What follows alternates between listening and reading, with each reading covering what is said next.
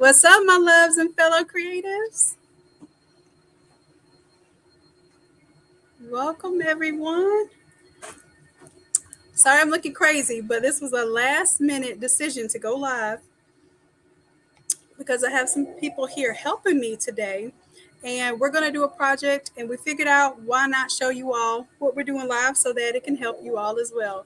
And it is a holiday, but of course, holidays we spend working, right? It's our catch up time.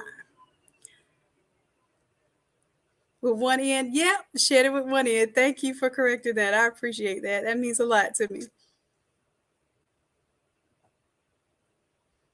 So, what y'all got going on this holiday?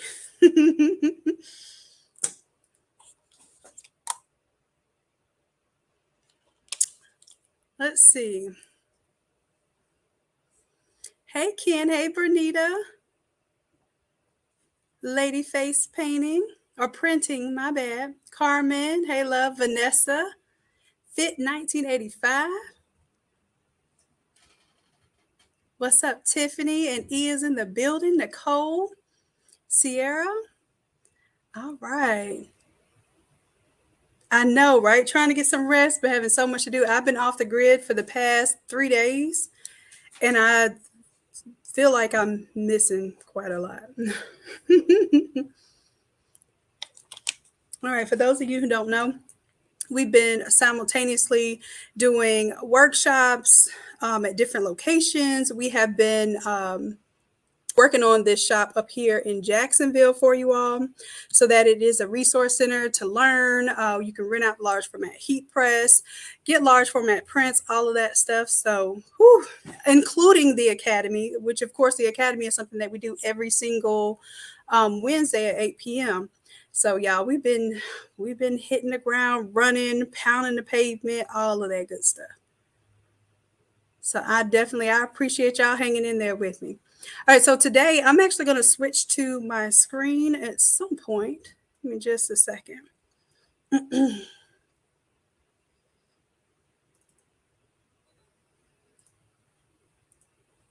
me share my screen with you. It's going to be this top one.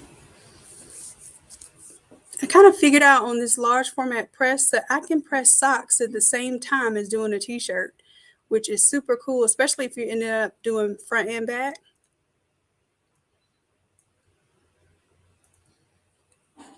So what we have here is, let's see what size. This is the 4T. Let's see if I can find the adult version of this. And I don't have it, so I'm just going to resize it to adult version.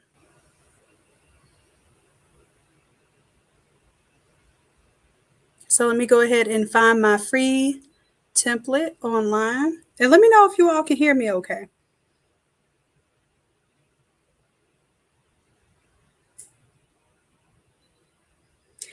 Yes, we're working on the baseball jersey and then also a long sleeve slash sweatshirt slash hoodie template that will work basically printed all over the sleeves and all that good stuff. So this week for the Academy, I have to work on this. We're calling it a mega mock-up file. So it will have a mock-up of 8 of the top products that you all asked to have mock-ups for. So it'll mock up like the t-shirts, tumblers, and all that stuff at once. And it'll be, like I said, a mega mock-up file. Then after that, we're doing the baseball jersey. And then after that, we're doing the long sleeve slash sweatshirt slash hoodie, which will have the contrast sleeves. So what's that, Octavius? Good to see you. Yes. So it'll be a part of the Academy. I'm breaking in all of this stuff. I have a whole list of things that I really want to have available for you all. And I'm working on it just as soon as my time will allow. But I know this is good stuff whenever y'all request it. Oh, you saw it on the screen, the baseball. So I was going ahead and getting the inspirations up for that one. Seeing what we're going to do, whether we're going to do pinstripe or, something a little more graphic. I'm always going to mix a little something in there. So yeah, you saw my little prep work. You seen me. I'm getting to it, babe. I wonder what made you ask that too. All right. So let's go on to, I'm going to grab the 21M file, which is a part of the free 21M. I have so many folders in this template folder, y'all. I mean, so many files in this template folder. Hold on a second. I'm going to try to get to it naturally.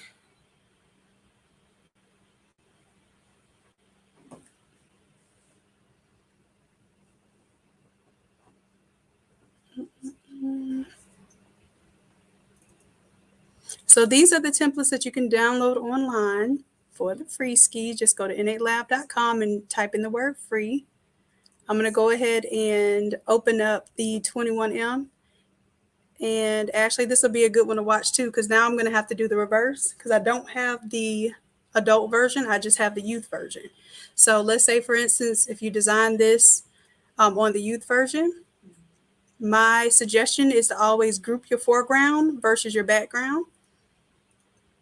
That way, when you bring them all over, so I'm going to select the foreground and the background, just drag it over into my different size, or this could be an entirely different substrate.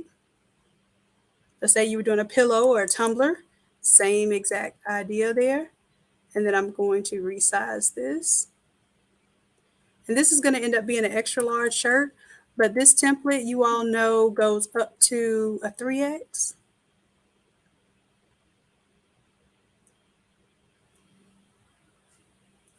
And I'm just making sure that all my color is giving me coverage over that bleed area on the sleeve.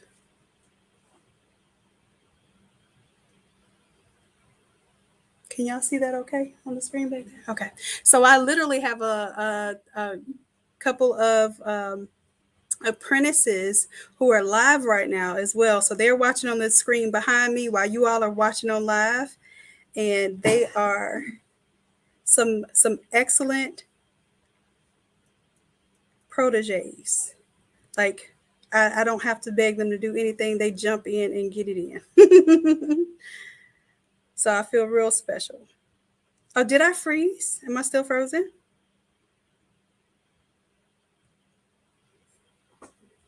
I'll give it a moment just to see. It might be Photoshop doing its thing and taking up all my resources.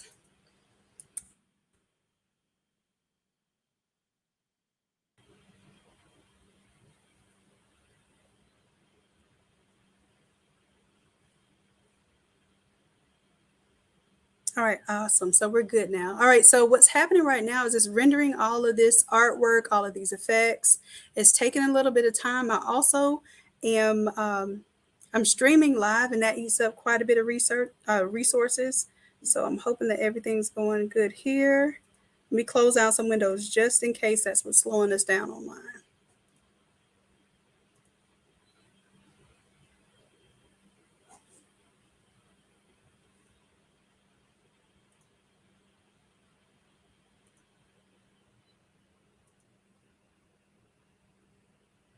All right, so this will be our, and this isn't even a youth version. This is a toddler version of the shirt. So the toddler shirt is here, and this happens to be one of our more recent classes. I'm not sure if it's 146, 147, 148, somewhere along there.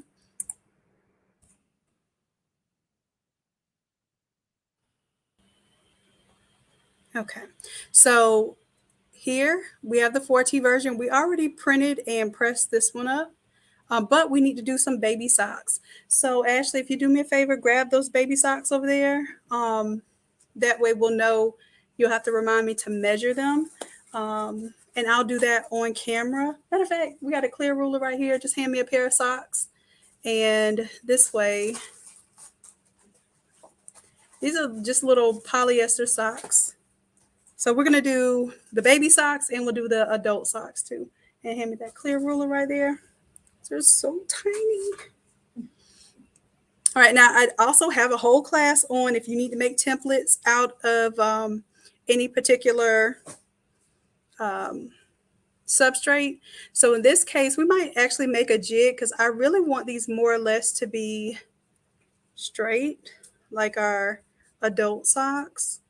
So we'll probably make a little jig out of some ram board. Y'all are totally getting this like freehand live today. So I hope that, y'all appreciate this format, raw and uncut, with me looking crazy today, just for y'all.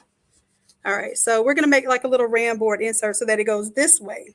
So what I need to do is I need to measure so that once I do put a little ram board in there, I have a little bit of bleed area. But let's see, this is going to be, see if I can show y'all on camera, approximately 2 inches. So I'm going to give it a little bleed. So I'm going to call that 2.5 inches. That'll give me a little bleed. Well, actually, I'm going to do 2.5. If I stretch it out, I'll say I'll do 3 just to be safe. And then the length, I definitely want to make sure that I have enough space for that. It's only about 6 inches. So I'm going to say 7. So what I say, 3 by 7 for each sock. And then we'll make sure that we make a jig that'll stretch that out. All right. So on the fly, we're going to get this thing together. And of course, the sock design is already done. So Ashley prepared that. And Ashley's brand new, y'all. So you'll get to see a little more of her. And maybe even I can pressure Toya to,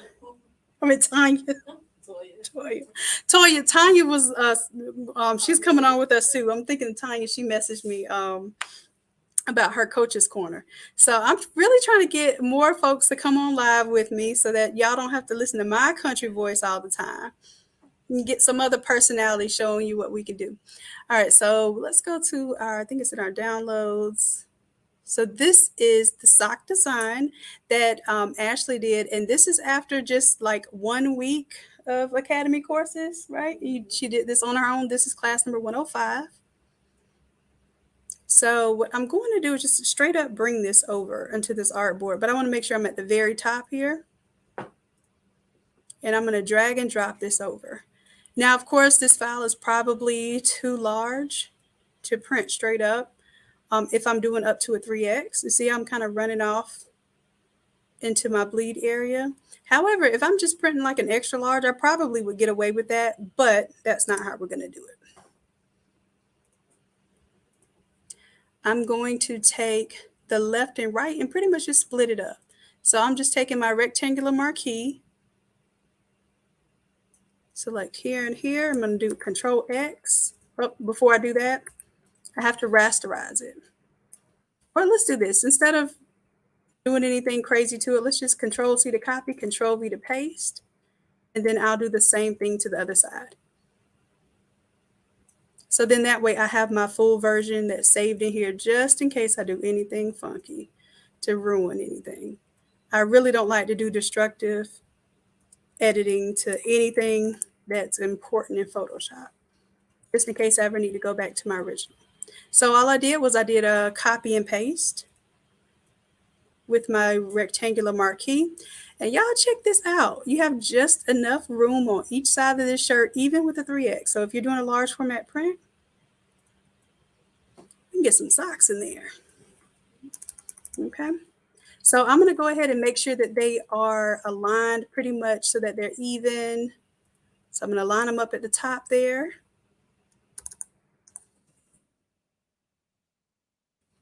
And then because I'm printing this on a 36-inch printer, I'm going to show you all the print settings and parameters today. So we found out we were able to get an entire 5X on this 36-inch printer. So if anyone was afraid to do the 36-inch printer because you thought you couldn't do 5Xs, we have tested it out and made it happen.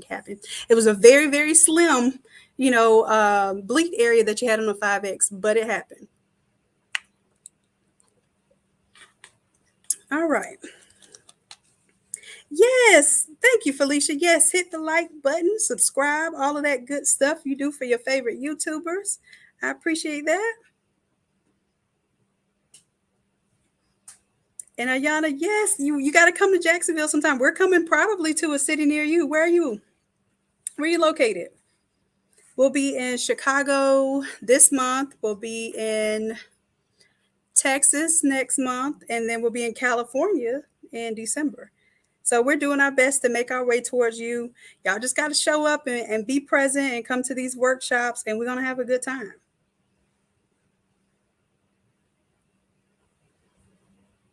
All right, all right.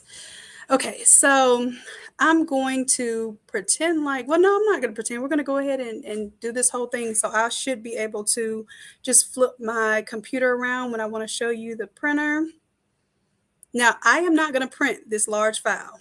So I don't want you to be printing from your large templates either. So what we're going to do is do File, Save As. We're coming to LA. And Ladyface, let me know. I think you said you may potentially know a venue there too, because I'm still looking for that venue. So if you have a suggestion or know somewhere who might want to link up with us and collaborate, I would love to do that for one of our fellow creatives. All right, all right. So let's go ahead. I'm just going to save this in my downloads. I'm going to save it as a JPEG. And this is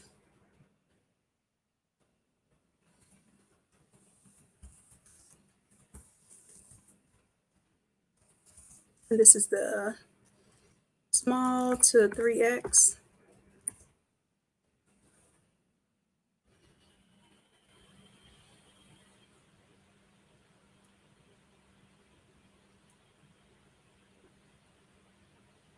Now, I believe technically, let me put this border back on because I'm going to get into my measurements here.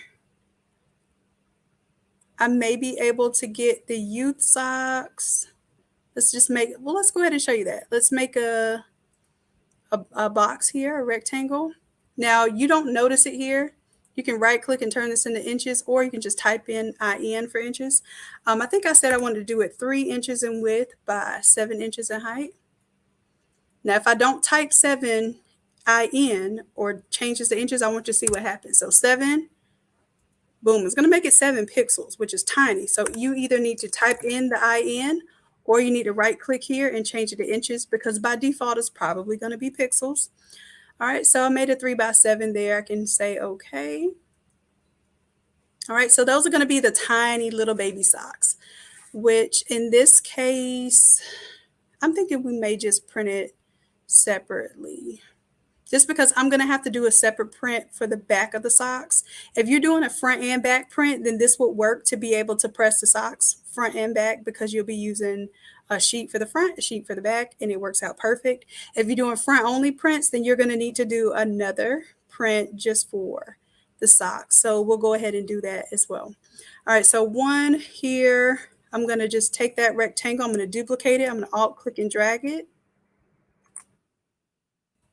And then what I'll do is I'm glad I didn't delete my initial one because I'd rather take from this one because it's has not been messed with. And what I'm going to do is see if I can get it just to fit here. And then I'll cut for my rectangles. So as you can see, you're going to have a lot less playroom with the baby sock. So I'm going to bring the rectangle on top just so we can see what we're going to be cutting out. So I want to get the green and the blue. And then I'm going to pull my rectangles like right up to one another. Make sure I'm not going to cut off anything crazy. Now I'm going to take these 2 rectangles, I'm going to put them in a group. I'll take the original version of the Cocoa Melon here. Let's right click, create a clipping mask, and then it clips down to those 2 little rectangles. Now, of course, we're going to do this for the baby sock. So we'll need front and back for both socks. So basically, we're going to end up doing that twice. All right, so I can take, and I'm going to make a new, let's see, how big should we make it? At least 8 inches tall. So I'm going to do 150 DPI instead of pixels. I'm going to do inches, and then I'm going to make a fresh file where we do 19 and 19. I would say 20 and 20 is about 40. So we'll be really pushing it if we cut off 36, because then it will be 18 inches high, but that should be plenty high for the medium socks. What size shoe does Dad wear? Yeah. Okay, so he'll be able to do the medium socks. So yeah, because the longer socks take up the full 20 inches or the full 19 inches. So we wouldn't be able to get two socks to the width. So let's change the width of the page that we're about to create to 36 inches. The height would be about 4 plus 3. So we'll say the height is going to be 8. And I can change this. I'm not locked into this. I'm just trying to do a little pre-planning here. So I'm going to take both socks, click and drag them over to my Untitled. Control T. I'm just going to rotate them 90 degrees. Make sure I can fit one and the other.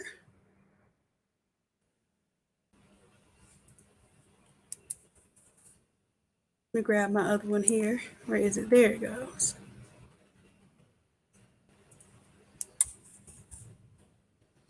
And like I said, because we're doing the medium sock, I think the medium sock takes up about maybe 16 inches. We're going to be fine if we have a little bit cut off.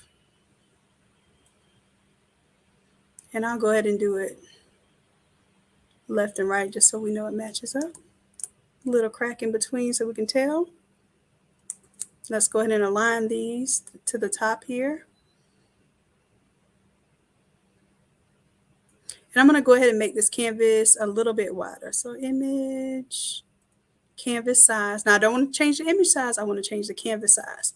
I'm going to make the height be 10 inches. Lock it down here.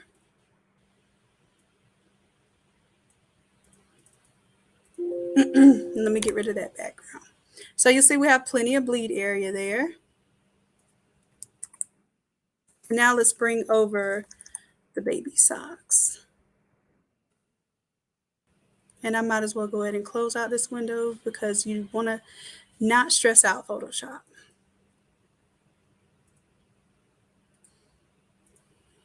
So I'm going to take the tiny socks plus the grouping layer because that's going to let me know that it is lined up. And I should be able to get both front and back baby socks to here. So this is just going to be an extra piece that we print.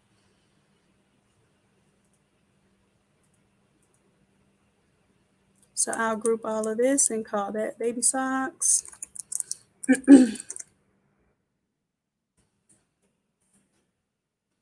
We'll call that adult socks.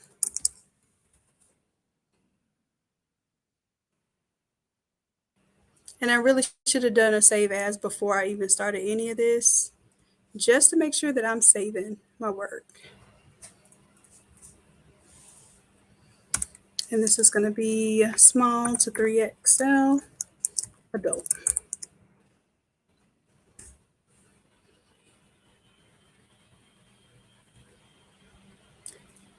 Now, what I need to have open is only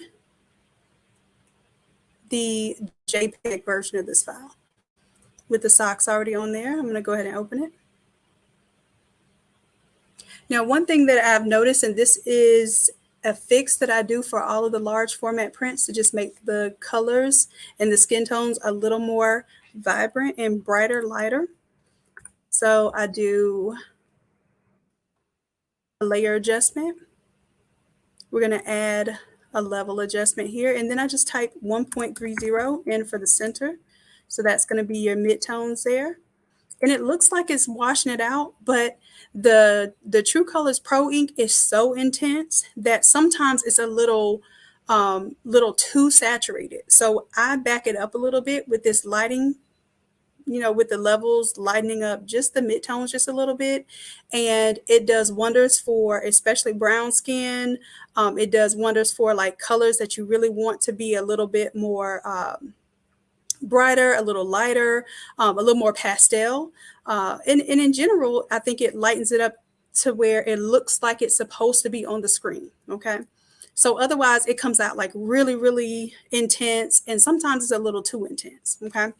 But that's how great the Pro ink is. So I'm just letting you know it's real potent. And my trick to bringing that potency down a little bit is just to change the midtones to 1.3.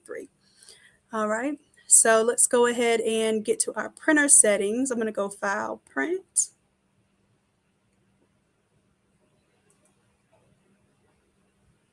And we're going to print this on the 5200 series, which is the 5270. It's a 36-inch printer. I also have the 7270, which is the 44-inch printer. But right now I'm just showing you the settings. The settings are the same. I'm going to go to the print settings and just kind of show you that, just in case you're working with the 36-inch printer. I have mine saved as the 36 by 44 true innate sub. That means pretty much by default 36 by 44 is going to print up to your 3x's. So that's exactly what this artboard is. So let's go ahead and go over some of these settings. The paper setting is 36 by 44. And I made that by making a custom size here. So I can click there in the 36 by 44. I made some other sizes as well. I'll show you. Depending on if I'm printing youth shirts or this one with 36 by 54, I was printing a 5X and I realized we only needed about a 36 by 50. I'm even going to try 36 by 48 and see if we can kind of really get that 5X in the smallest space possible. So I'll let you know how that goes. For the advanced settings, you want to make sure that you're on color. The color mode is on off. You do not want the printer to try to do your color management. All right, so the resolution, right now I'm choosing the max quality. And when I choose the max quality, I can choose high speed. Some of you probably are choosing the standard or the center, the middle quality. But then you have to turn off high speed in order not to get those lines. So this is just my way of not having to check on the printer. I just put on max quality, leave it on high speed. All right, so let's go to layout. For layout, you want to make sure that mirror image is turned on, right? You never want to have to check off mirror image every time, or you don't want to have to flip your image in Photoshop. It's unnecessary. Just take that stress off of you and set this up default to your printer. Let's see, anything else? I don't really mess with the other settings. I have plain paper selected here, so it doesn't put down a huge amount of ink where the paper's wet for a long amount of time. So I also want you to know, don't turn on print preview because it kind of confuses whether the printer or Photoshop is going to do your color management. If you choose print preview, it can change how your colors print. All right, so that's good and ready to go. I'm going to hit OK here.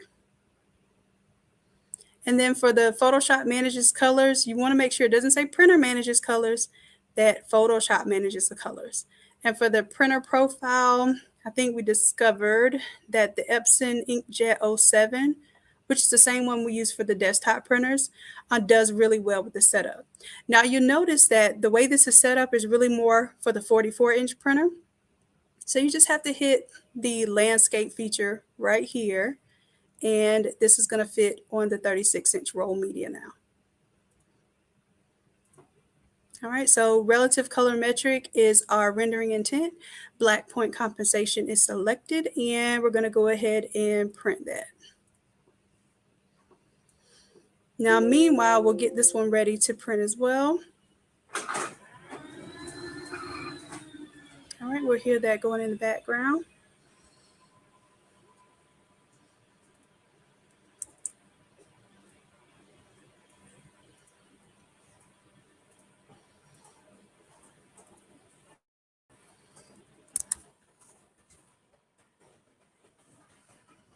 And I'm just going to call this the socks.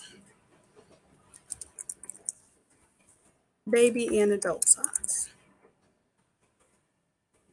Now it's okay to print this one. I also need to make sure that I do my layer adjustment that I told you all about. So let's do that before I forget. Levels, 1.3 here. There it goes. Like I said, it looks washed out, but it is definitely going to help. If any of you have ever lightened up your pictures to get a better result, you know it looks washed out when you lighten them up for Photoshop. But as soon as you print and press them on something, it's not as dark and it has more contrast, a little bit more brightness to it. That's because almost every time you print something, you're making it a little bit darker than what it is that you're really intending to do. So I just use a trick where I basically brighten it up before I print it, and then that way I'm not disappointed with those results.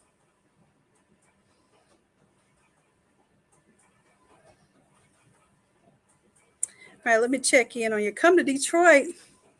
How, Keisha, come on to Detroit. All right, you want me to come? Y'all gotta get enough people up for me to make it that way.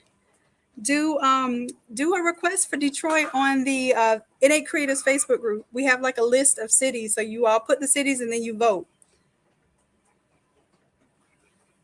And I will be making my way to Atlanta again. Atlanta was good to us. I think that's going to be a place that we do definitely frequent.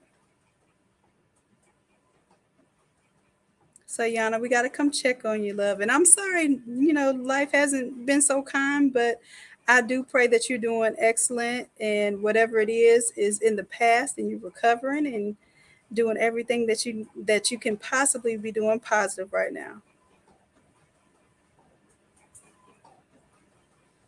If you're printing multiple shirts of the same exact image, I just go to file print and I just tell it how many prints I want. So I would go to file print on this one and just change the copies here. So I would change the copies. I normally don't send more than 5 to the printer at a time, because technically the more data that you send over to the printer, the more it has to think. So if I do 5 at a time, I can kind of keep track of that. If something messes up within 5 prints, I know that I had 1 more to go or 2 more to go. If I put in 30 prints and I just let it go, unless I'm, definitely letting it go overnight or something, I usually don't do that. Good question. And yeah, y'all don't be afraid. Ask questions. It's best if you come over to the YouTube side of things, because I can see your questions. Sometimes on the Facebook platform, it's not letting me see your questions. So come on over to YouTube.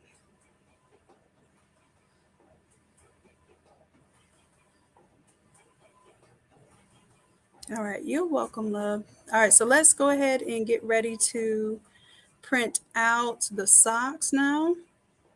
So like I said, this is a pretty small file. I'm not gonna take up a whole big page like this just to print a couple pair of socks. So let's go ahead and get this one ready. Now I'll show you that I'm gonna do a custom setting here. Okay, so let's say you need to print something that's not an all over shirt, of course, right? We did the 5270 and it has the prior print settings, but we want to, before I do this, let me make sure. I think I remember that it was 10 inches, but let's check. Image size, and this is a 10 by 36, right? So when I go to print, I'm going to go file print. And although it has my settings from last time, I'm going to go into the print settings and I'm going to show you how to make your own custom paper size. Okay. So let's go to user defined custom paper size. And we're going to name this one. It's going to be 36 inches wide. And usually I would give it an extra inch, but I think I already gave it an extra inch. So I'm just going to say that this is 10 inches tall. And then I'm going to name the paper size 36x10. And then if I hit save, that size is always going to be there. Now, everything else should be the same. It should have the same quality. It should already be on mirror image. All of that is exactly the same. And that's why you set your default settings. All right, so we see now that it cut it off in a weird way. I'm just going to hit my portrait orientation again, and there everything goes. Photoshop is managing the colors, and the printer profile is on Epson Inkjet Printer 07. So when the previous one finishes printing, which is almost done, we're going to go ahead and have another one get started.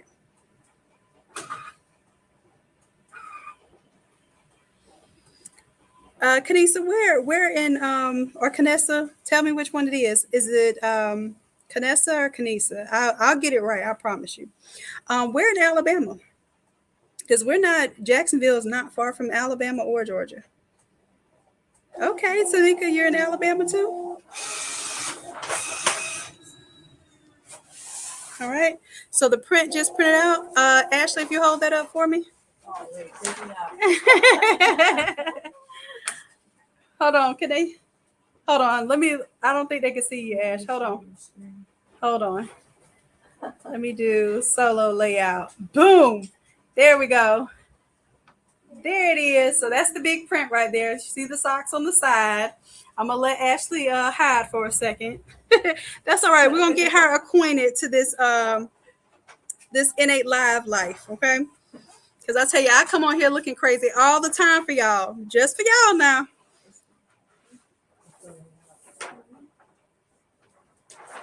Tuscaloosa, okay.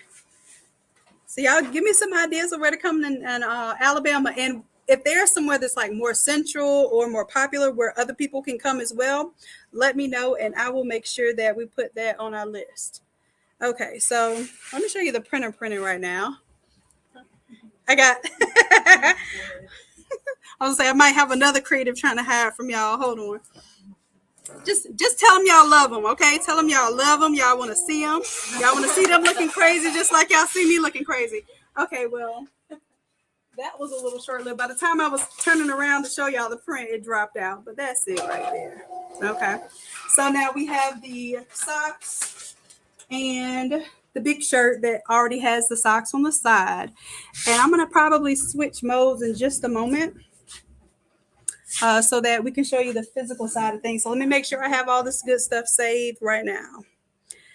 And then I'm going to switch over to my telephone.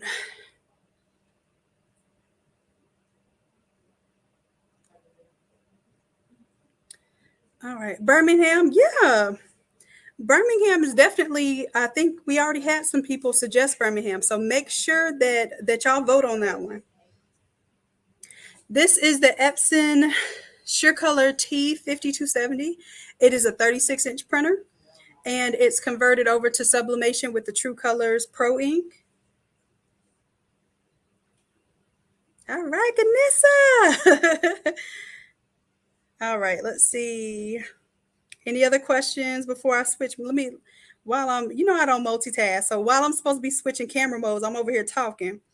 So let me get that together for y'all.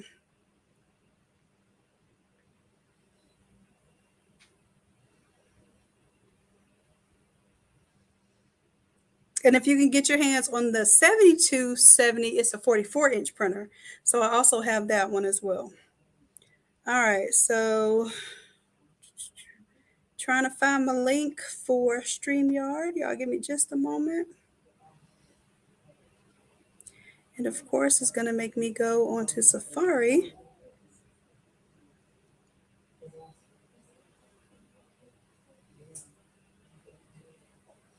All right, paste and go.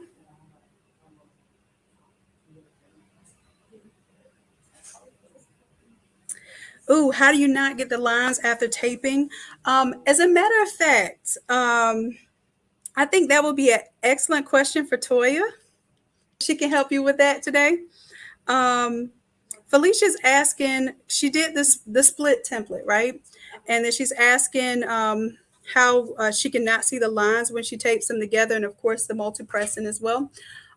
So Toya was able to use the Nomex, right? Yes. So the Nomex is a material that basically like replaces foam, and that was able to help out with the line issues, and that's press lines. But the idea, the same thing with the paper, is that you're basically having uneven levels of paper, which means essentially you're also having uneven pressure. So it's really a pressure issue, and you're probably, if you're pressing directly onto the board, which I've done that, for a while, until I found out about other materials. But we have a little special surprise for you today too. So we're going to show you the Nomex. We have Nomex with the Teflon cover. And then we have another little surprise for you to show you two different ways that we're going to be offering aids for you to be able to use your 16 by 20 press and even your all over press to get better press results. Okay. So Felicia, if you remind me, I'll tell you about those things, because y'all know I get sidetracked real easily. So please remind me, love.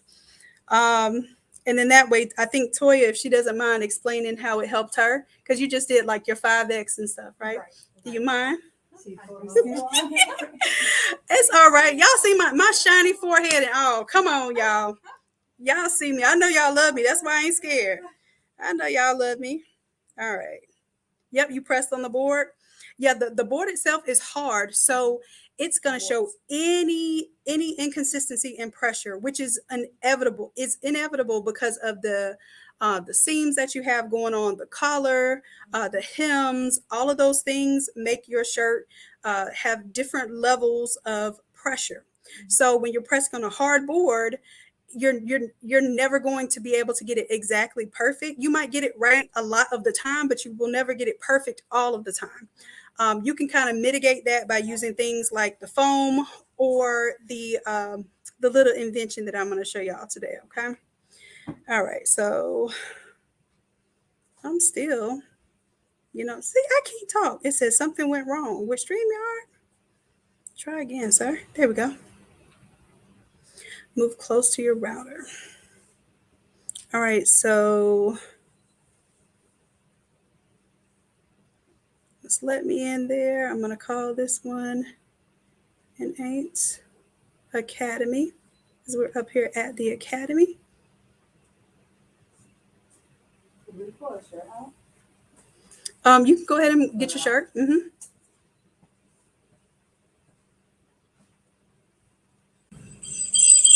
Ah.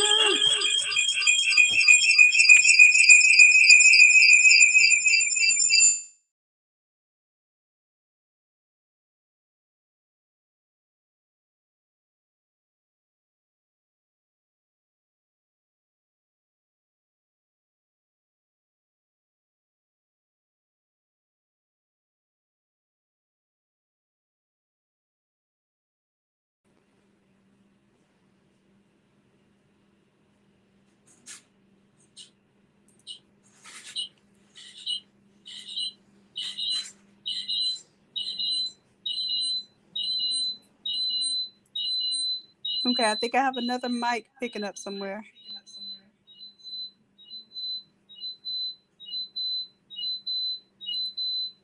Oh, I know what it is. It's the Chromecast. Hold on just a second, y'all. I'm going to get rid of this echo.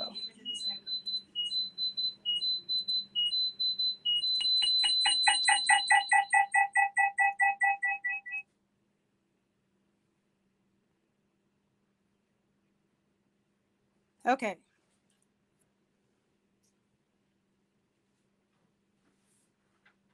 No sound.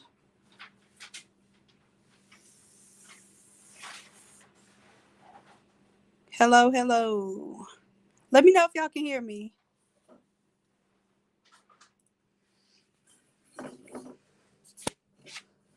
Oh.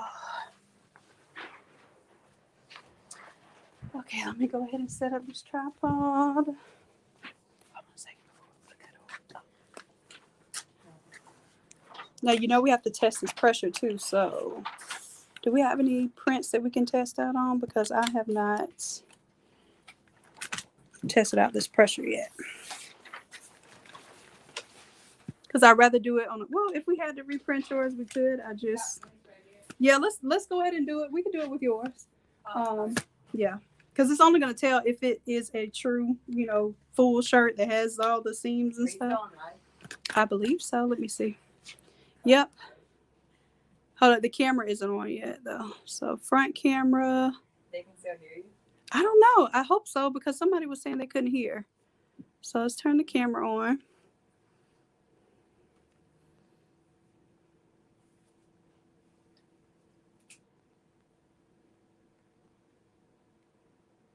I didn't realize I had all these tabs open.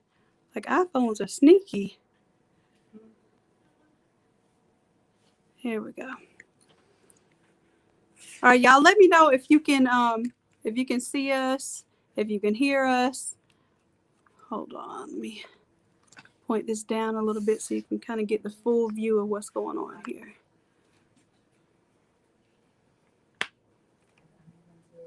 Let me see. Comments. Oh, you can hear, but you couldn't see. We can hear and see now. All right, that's the winning combination. All right. Now, what I have to do, I'll probably have to go get the computer, and then that way I can read your comments while we're doing things here. If you need me to adjust anything so you can see better, I think what we'll do the camera from this angle. I better quit running from this camera. I'm on here with my little sparkling Jesus sandals and all. Y'all gonna get all of this loveliness today because I wasn't even supposed to be here today. I was supposed to take the holiday off. But you know, I figured it'd be a good day to craft. All right, there we go. So that should give you a good kind of understanding of what we have going on here. Can you see? All right, so what we'll do is, can y'all see on the camera over there? I might even need to. Yeah, I'll sit over here and read it. No, ma'am, you will not. You gotta have it out. I was gonna say you gotta be on the brag and say this is your stuff. All right, so I will put this back on the Chromecast so we can at least see it on the big TV. There we go. Oh, I'm in the camera. Oh, she played me. Are you really? Oh, but you're in the camera on the back end. Nobody can see you yet. Not yet. Oh, they can't see. Not yet. But we'll see. Let's see. So I'm gonna cast this. Yeah. This one. There we go. Now let me know if y'all hear an echo or anything. Yeah, I don't think I'm gonna have time to mute the TV now. Because my husband has to go with that set. Well, for anything.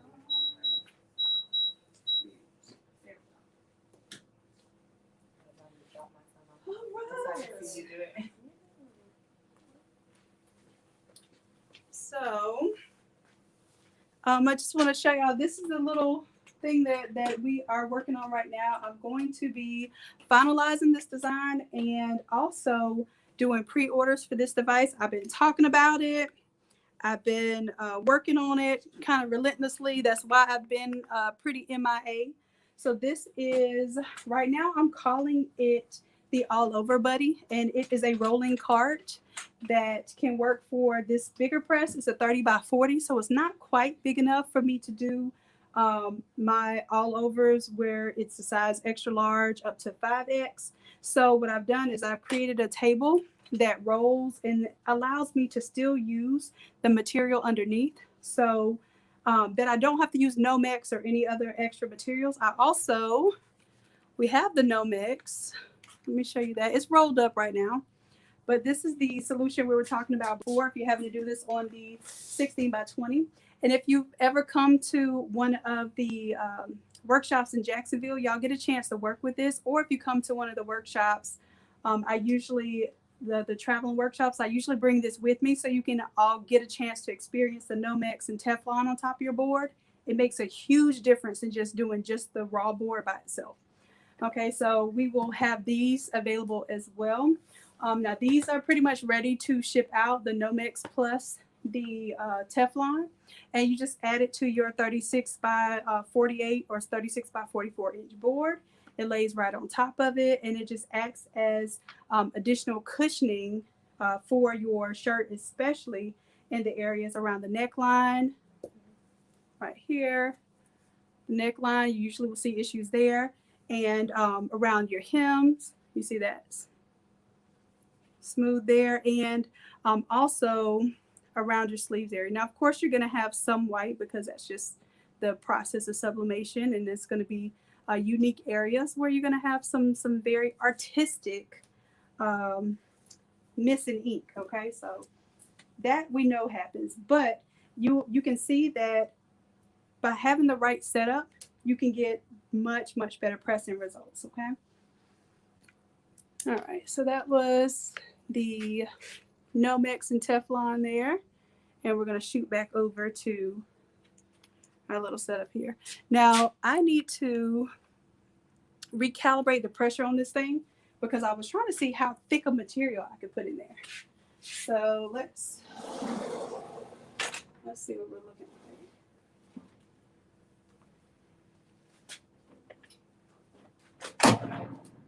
I think I could probably get a little more pressure than this. And the way that I'll know is once I put the shirt underneath here too, it'll give me a good indication of whether I have good pressure. So pulling this on out. You see my little table cart buddy, whatever. Y'all help me think of a good name for this before I put it out there.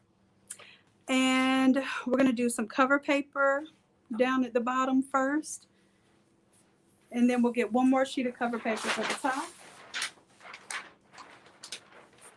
Load it down. All right. No. All right. And we'll get one more cover paper for the top. Now, I'm going to show you something else too. So we're not using this right now, but especially for a lot of the new folks doing the all overs. This is a system that we're setting up right now. I know y'all asked me for this forever, but if you really want, as a matter of fact, do you want to try that out? What? For your extra large? Yeah. It's already inserted? I think I have an extra large. Let's try it out. Let's try out this little invention. Let's get us a extra large. So I have each size shirt here. I've created a custom template for it, custom inserts, and they're specific to the 21Ms. However, they're pretty generic in the sense that you can use them as inserts for other sizes as well. So this is what it looks like. We're going to go ahead and set it up over here. Yeah, forgive my my moving camera if it makes you a little motion sick. You put me on the camera? All right, so I have this pulled out right now, and let's pull it forward just a little bit. There we go. And put it on my own foot. Okay, so I want to show you that once you pull this out, you still have to work under the heat just a little bit.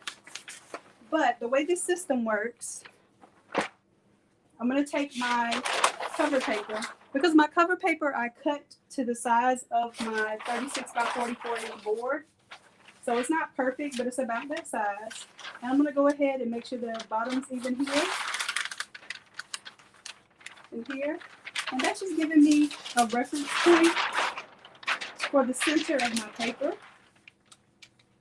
which also gives me a reference point for the center of my shirt. Yes, this Teflon you can reuse. So it doesn't get ink on it? Probably 1,000,000 times. I don't know. Maybe 1,000. Okay. Now, what the Teflon does also, it kind of pre-exposes any like wrinkle problems you think you might have. So you can kind of see right off rip where you're going to have issues in your garment and where you might need to even get a hand iron and kind of tap a couple places. But y'all know me. I'm going to tell you the right steps and I'm going to do what I do. All right. So, yes, you're supposed to lip roll. You're supposed to take a little iron and get any little wrinkles out. Oh, I lip roll the other one. Oh, well, you know.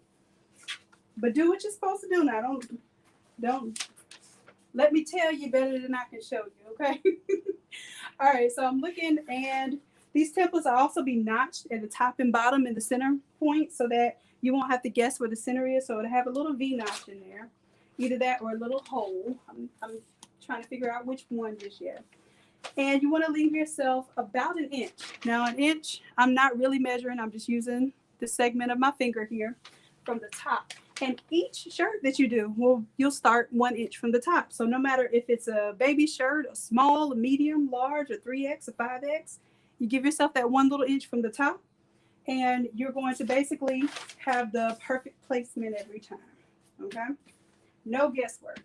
And that's why this is called a system and not just a product. Like, I'm really trying to make sure that we're foolproof in this process for you all. Now, what you would do in order to preserve this is you would have to get, I'm going to use inexpensive masking tape.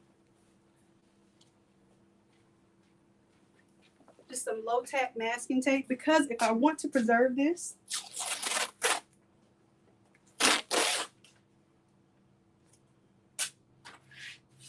I want to cover up the part of my insert that is exposed. What this also does, get this, it pretty much takes it down to your paper. So if you ever had issues with your print lifting or moving around on you, can I get an amen? Then this is basically going to solve that problem for you as well. So this is kind of like a 2-step problem that is solving here. I'm just taking off this excess here. So that's going to keep that down there. We're going to spin it. just to make sure we get these sleeves as well. I don't like working underneath the heat press, so I like to work kind of in this area. You know, as little heat as possible. Hopefully y'all can see me, what I'm doing. There we go. So I'm just kind of pre-measuring just a little bit, cutting more than I need.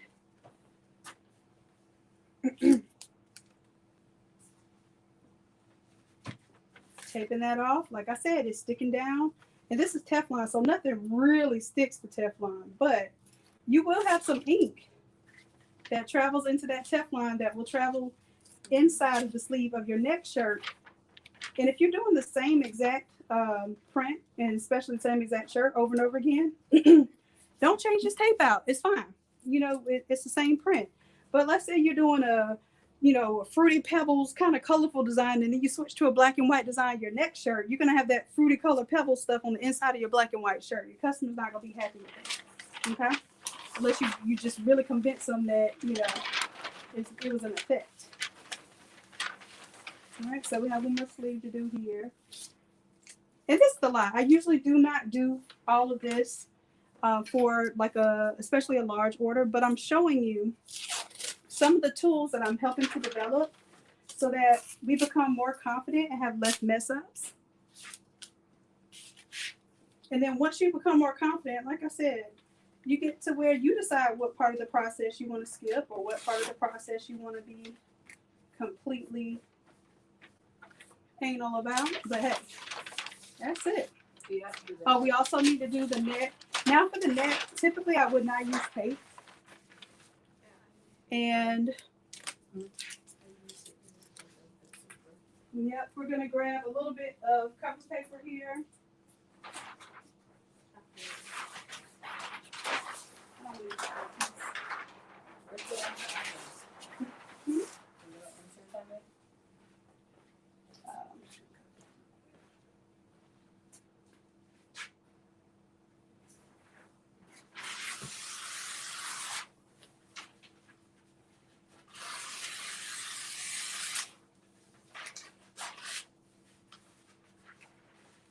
All right.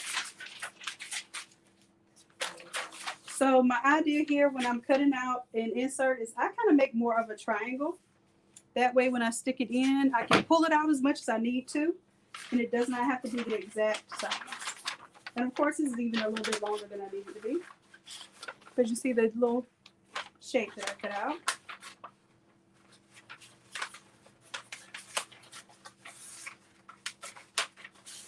I'll place that inside as far down as I need to. And then watch this. I'll pull it up until it stops. Now, I don't want to pull on this edge of the collar. I'll show you what's going to happen. If I pull this too much, see how it curls up? It's going to permanently curl the collar, and it's going to affect how your print looks. So you want to give yourself a little bit of space there. All right, but this is going to keep it from transferring that entire color to this back part here. And it may transfer just a little bit, but it won't be nearly as bad as if you had no cover paper at all. All right, so we have everything taped down. I'm going to put this in the center of my board now. And then just because I really want y'all to see, normally what I would do is put the top cover paper on here. Pull that up. And we're going to do our pre-press. Yeah, let's use the cover paper to pre-press.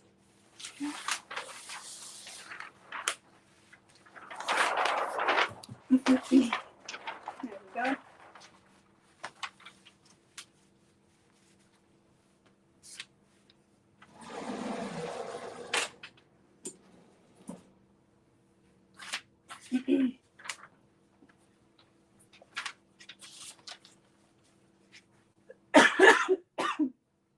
Excuse me, y'all. Sometimes heat press gets me going. All right, so I want to make sure that my shirt is fitting completely on here. And I'm pushing it down just a little bit just to make sure that I'm going to get that entire collar there. And really, I should have flipped this around and also trim this off. I'm just going to tear it off instead. And then I'm going to go ahead and pull this back out and turn it over. Because I want to pre-press it just the way that I would actually press it, just to make sure that I can really tell if I'm getting good and even heat and pressure. So let's lift up this cover paper just so we can see if everything's still in place. Here we go. And like I said, the way the system is going to work is that everything lines up from the all over buddy to your cover paper to your actual shirt, and then of course your print once we later get to that part.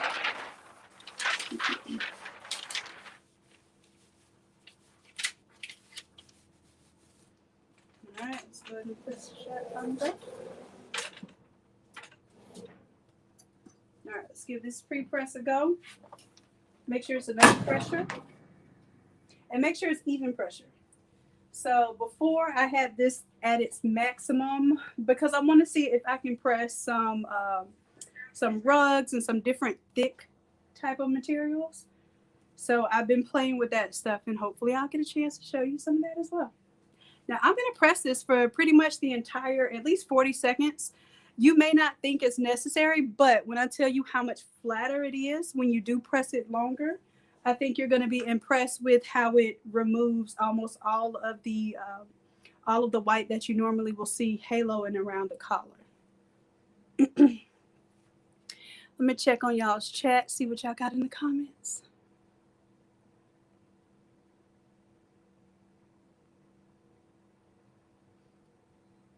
And I have a link for the butcher paper. I use the white as well. I started using the brown for you all so that you can see in my videos because when we use white paper, white shirts, you know, the print is white sometimes too. You can't see a lot of contrast. So I started using the brown paper just so y'all can see some contrast there. So I'm just checking on y'all's questions before I move on. All right, and yeah, if you look in the details, I believe I have some butcher paper, a link for that in Amazon. You know, they give me like 3 cents whenever y'all buy something on Amazon, but I'll take it. All right, let's check out our little press here. Y'all see that? Flat, flat.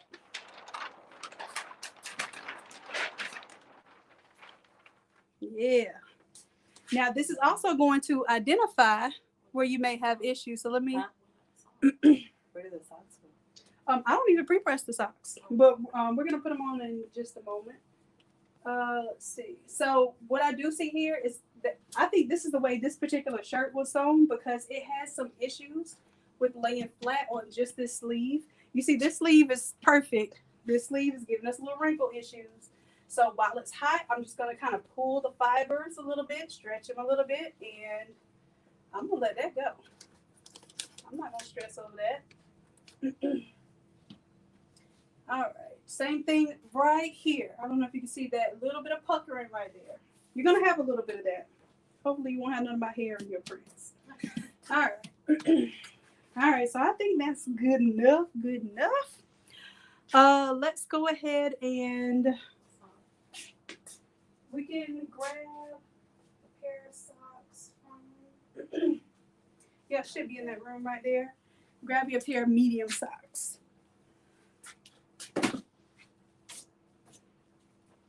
Now, normally what I do is I don't do specific sock patterns.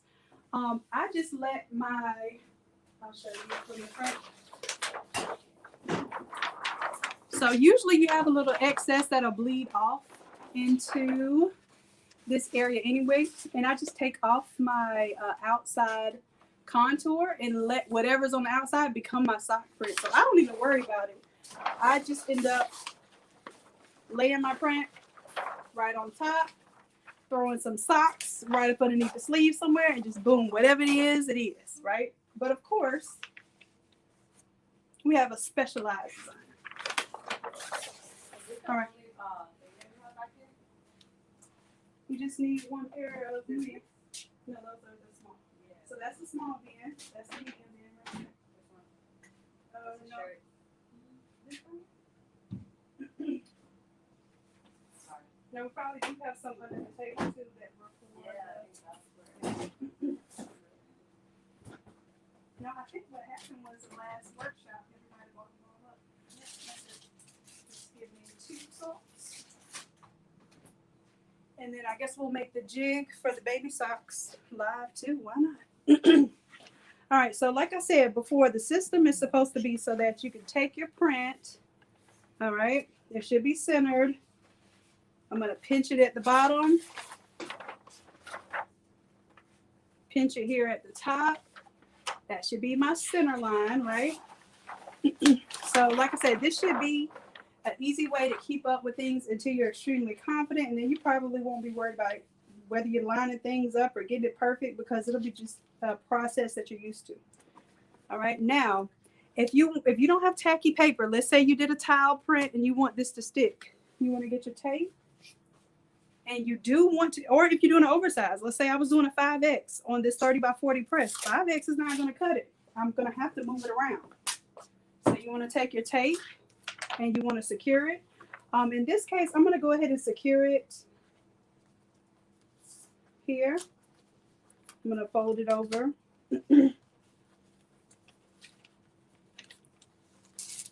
Because I still want to be able to play with where my socks are. Okay, so I'm kind of cheating a little bit because, or doing a little bit of extra work because I want to make sure my socks stay in the right place. So I'm not taping where the socks are right now. I'm taping below it.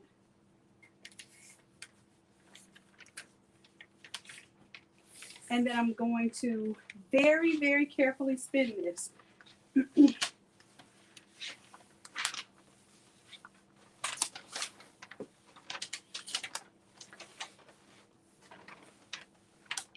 right. I'm going to check the top here. Remember, we said we had a center line here.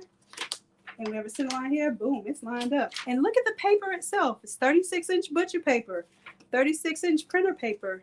It's giving me evenness, right? So the system is what works. The system prints out the print a certain way. The system allows us to align the bottom hem of our shirt. I didn't tell y'all that, but the bottom hem of the shirt should have been parallel with the end of that paper, so that by the time you put this down, you're not worried about if your shirt is, you know, crooked or if your print is crooked. If you follow the system, it should work out just right. And if you follow the system on the design, because that means you would have to design in the center and not design too big where it's going to cut off your image. All right. So I'm going to place a little bit of tape across the top here because I don't want this to move at the top, okay? So I don't need the whole thing across. I just want to make sure that this neck stays down. I should have no movement under here, even if this is not tacky paper, okay?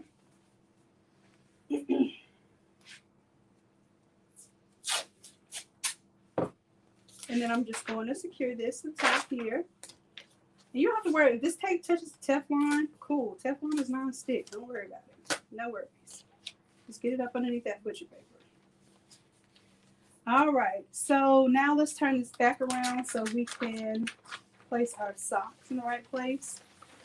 And like I said, if you were doing like a full print and not a specific pattern for the socks, you wouldn't even have to guess where to put the socks down. You literally just throw them down underneath the armpits and you are good to go. However, we know precisely where our socks need to be for this one. So you're going to lint roll your socks. Lint roll your socks. Do you hear me? Okay. Now I'm doing air quotes because I kind of do what I do until I mess up. All right. You know, the shortcuts. But I'm going to tell you the right way. You know, do it right. All right. I am pulling this down up here because I hate to see my socks smiling. You know, if I have a logo right here, I want it to look like it's straight across. I hate to see that little arch. Okay. So I'm just pulling it down. Then I take the two socks, put them side by side, and make sure that they are approximately the same distance from the top here. Okay. That way, one of them doesn't look like it's printed higher than the other. All right. And I want to ensure that I'm placing this in the same location on each sock. I'm getting as close as I can to the center. And then I'm putting my jig. Now these come with the jigs already pre-inserted. You do not have to load these up. They come already ready already. Okay. So let's go ahead. I'm going to give myself a little bit of bleed area right here.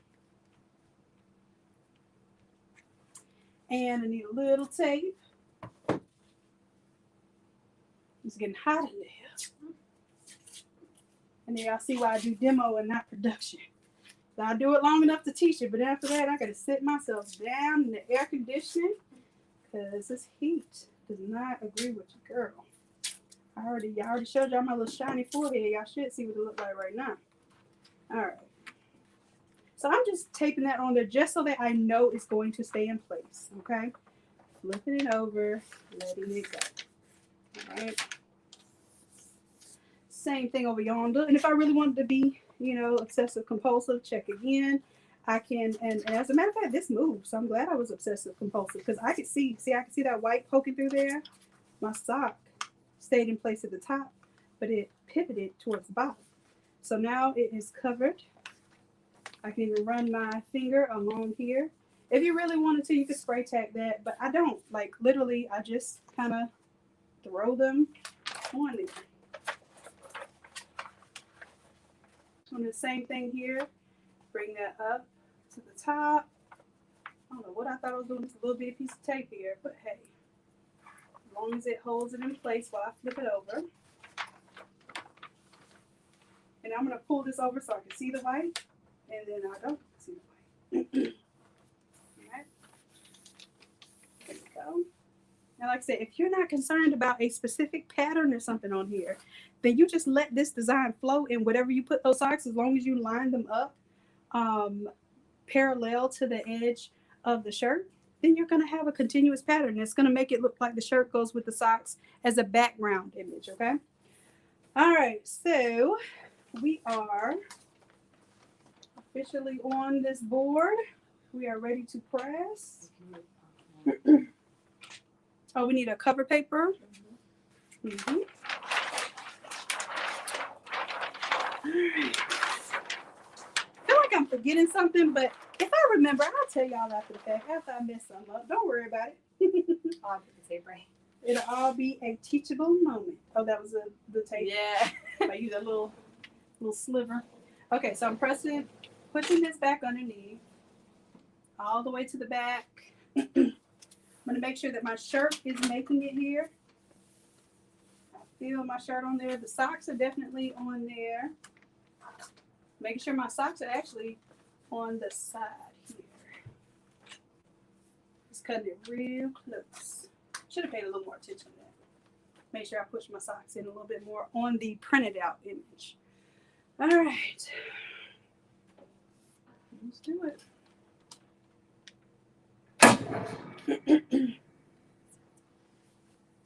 All right, so we're letting this go for 50 seconds at 400 degrees. Like I said, I don't know if the pressure needs to be adjusted, so that will be revealed on this press too. And once you get your pressure right, you probably don't want to be changing it like I was changing it. Hopefully, you won't be seeing different substrates underneath the large press. So we got about 25 more seconds. We also need to make the ram board insert for the baby socks. And you know what I'm going to use? I'm going to use one of those ram boards that I already have for. Because now that I have my Teflon inserts, my ram board inserts are obsolete.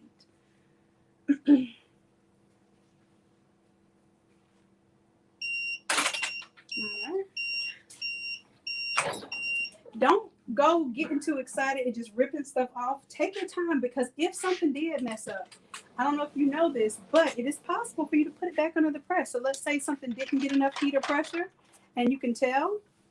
And I'm just checking right now to see if I got a good seal around this. Then I know I pretty much got all of that under the heat. I'm looking around, see if I got a good seal. I'm actually looking to see if I have any waves. If you see waves, then normally that means that some air has escaped, and you may not have had that most even of pressure. So I think I see a couple of waves on this side. Not deep waves, but just very faint waves. That might mean that I need a little bit more pressure. So I'm gonna test and see real quick. Cheat a little bit. Uh-oh. You want to do your reveal on your TikTok? Okay, hold on. Let me get the cover paper out of the way. You ready? Yeah.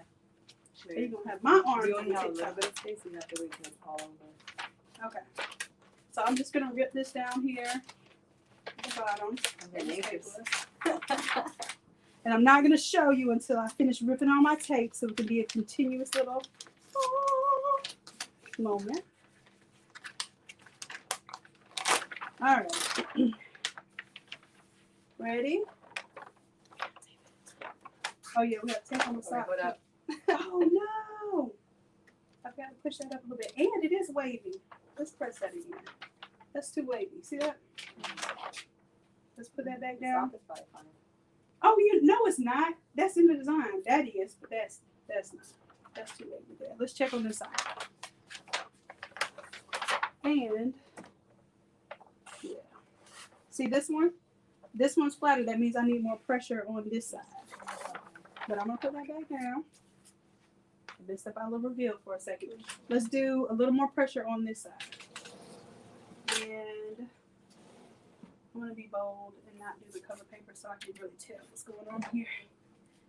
I knew I shouldn't have done that rug edit before we did this. Let's see. So I just did this one about 1, 2, 3, 4, 5, 6, like not even quarter turns. So I can get more pressure on only the right side. And it sounds loud, but even if it sounds loud like that, you don't know if it's getting heavy pressure. So we're going to test it out and make sure that that's the right pressure. Socks, though. I know. And let's do this. Let me show them one of the socks. I'm going to roll it. If you really want to make sure you don't have any type of white line, you can roll the edges of the sock. And what you do is you're rolling it just enough to get a little bit of the print showing on the opposite side. That way, when you press the other side of the sock, you get an overlap instead of missed ink. So either way it goes, you may have either a little faint white line here, or you might have a little bit of overlap of ink, whichever one makes you feel better about your day. Okay, so sock here, doop doop. All right. Yeah, I think I might even need a little more pressure because that didn't take a whole lot for me to pull it up. So let's see. So now I can look at it and see. Do I see any waves? I don't see waves this time. And I have consistent ink there now. Now I did something funky. So I didn't pull my print down quite long enough. You see that?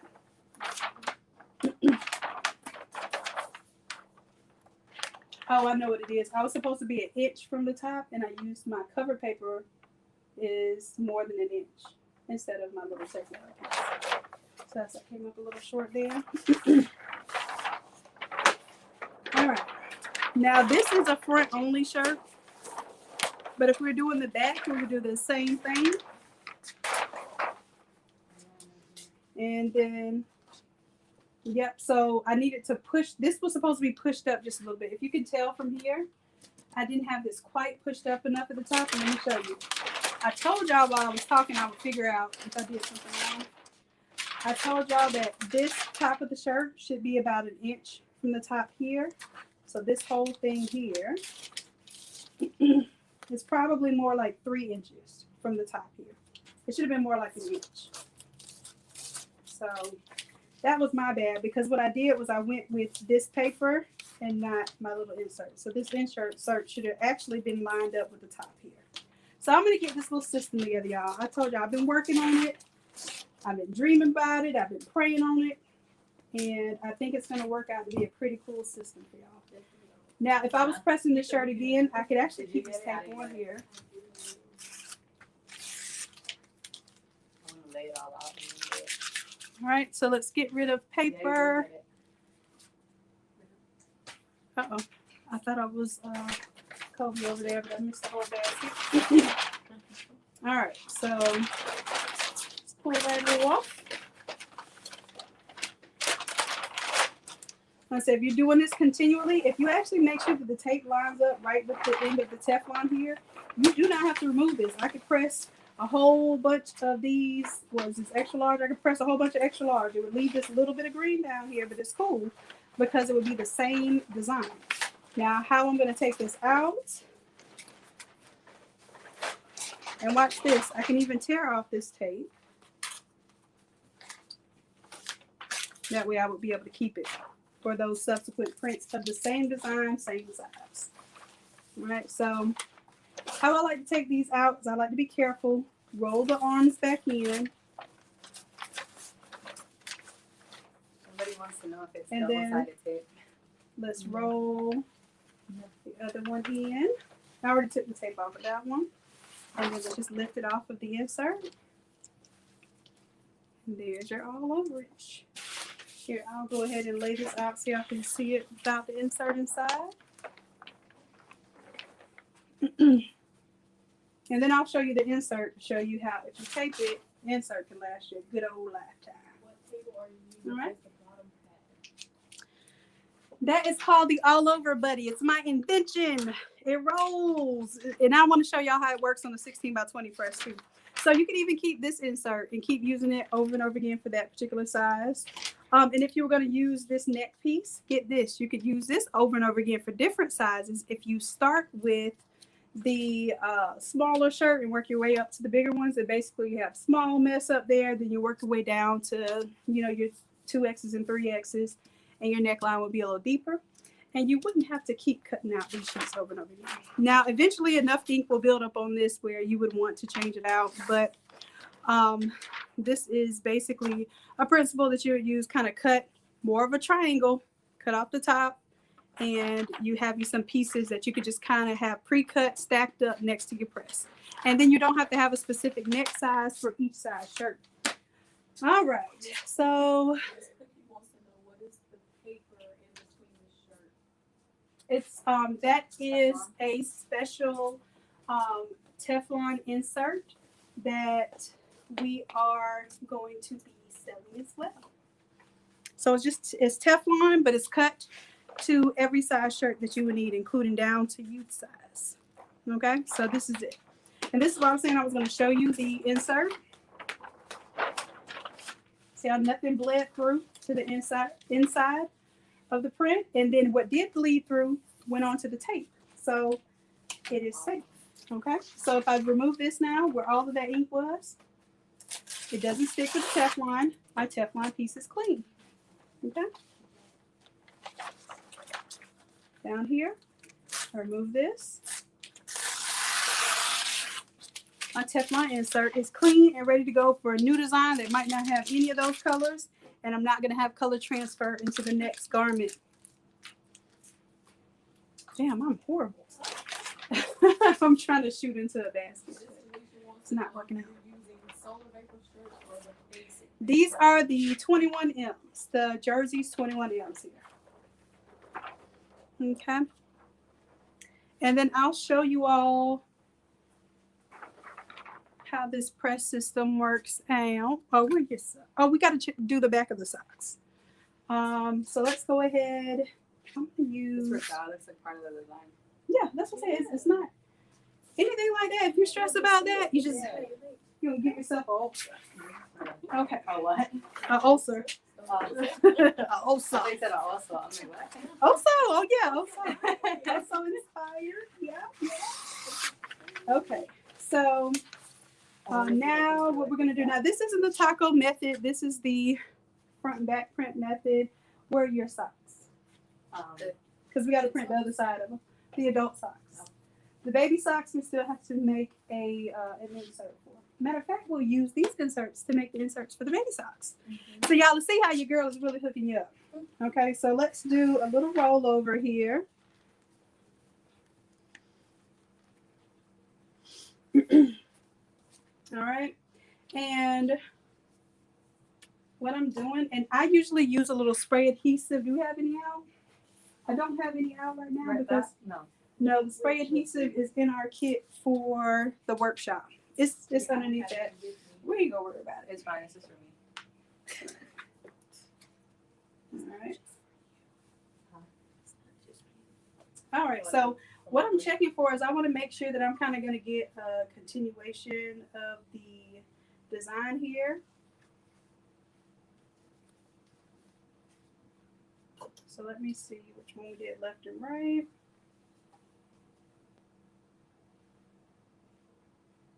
And we put our jigs pretty much all the way up to the top here.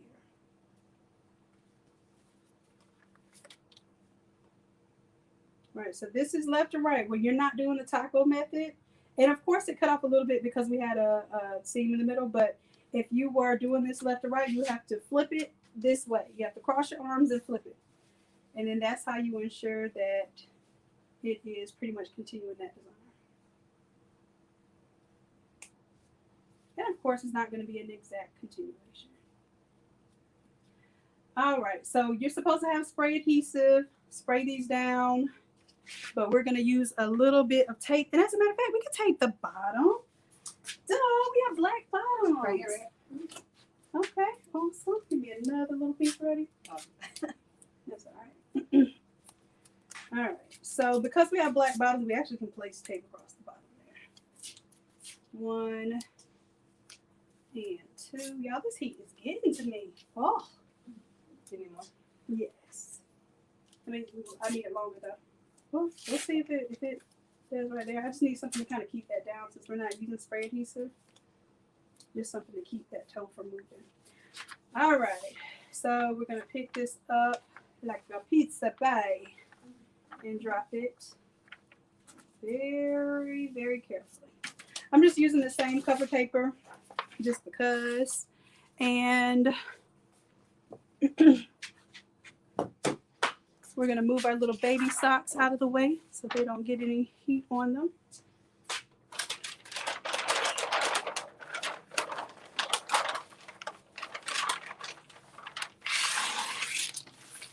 And then I'm going to cut this end right here off.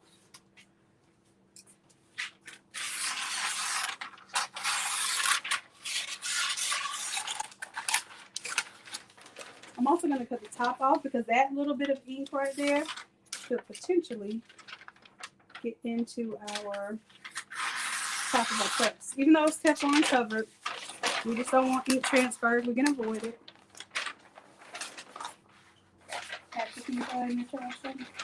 Next time, I probably should just bring one of the trash bins closer to us. All right, make sure we had no major shifting while I just did that. All right. You're asking if you're pressing the same side. Am I? I'll let you look. Oh my God, yes I am. Y'all, I was doing all this. It's because of the heat. I'm trying to get from my look, y'all. I was trying to do a 3D effect. Y'all didn't know this, but since y'all don't want to see the 3D effect, y'all want to see what it looked like with the print on both sides of the sock. You know, I'm going to make sure I give you what you want. Don't have me do nothing in the heat. All right. And then I'm going to make sure this tape is not on my print because it can pick up some of your ink. Luckily, Toya's sitting over there. Thank you. And as a matter of fact, I probably need to move that other one because I want to be closer to the top. So I want about the same amount of green and blue across it. So I have to make sure I'm in about the same location from the top like I was last time. Let me see if I can use that tape. There we go.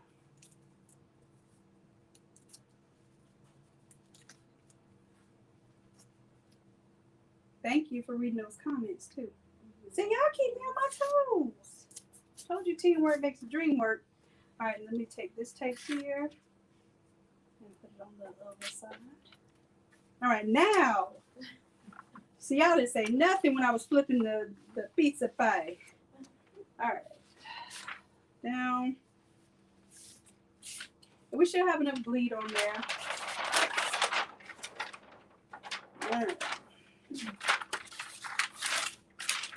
In the center. Now let's see if this is enough pressure. It should be enough pressure just for the center of the sock, so we shall see.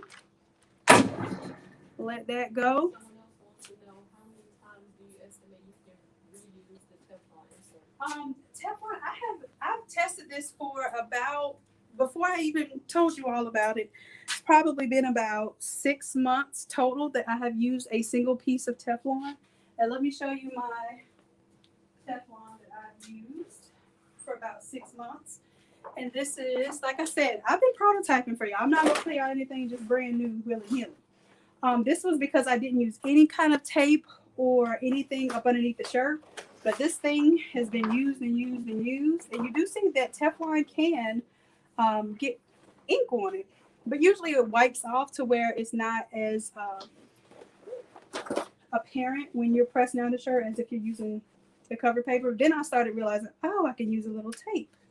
So then when I start using the tape, it keeps that area clean. So, like I said, I've been dreaming up and working up stuff for y'all. And I don't even like to be around the heat, so y'all know it's for y'all. It ain't for me. I like to learn something enough so that it's a challenge, so I can teach. I can learn a little something, and then hopefully make some things even easier for you. All right, so let's go ahead and get this paper off. We don't want any ghosting, so I'm ripping the paper, opening that up. Ooh, shoot. All right. And that was not the best idea to put the this tape. I should have used heat tape on the fabric down there. And you know, we're going to use this here. It looks like I need a little more pressure, a little bit more pressure for the socks in the center.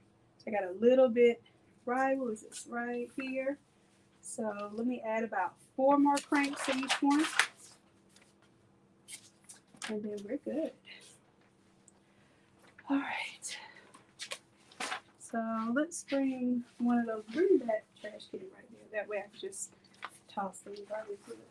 This one? Uh-huh. Now,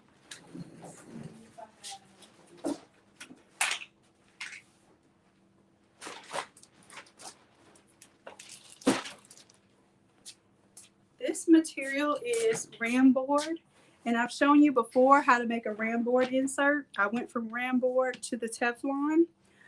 So if you had to make your own socks inserts, you could absolutely make them with something like ram board.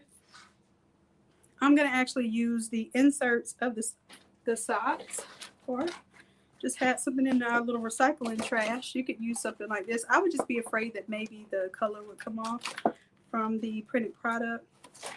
So let's use the inside of the socks there. We should just need one.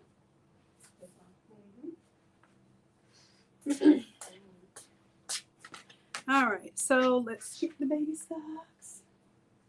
And we'll get our little ruler, and that clear ruler.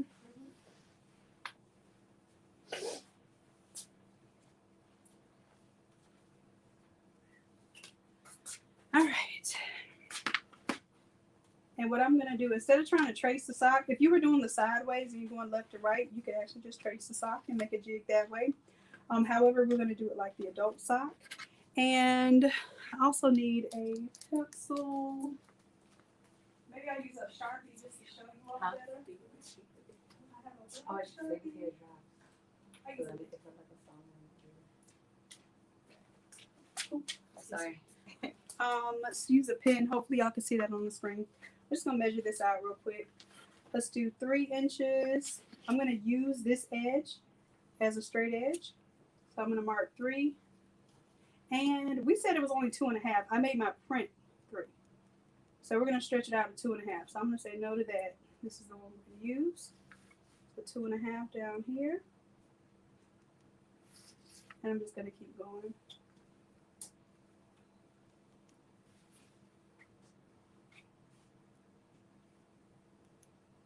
And then I'm going to connect my lines with the ruler.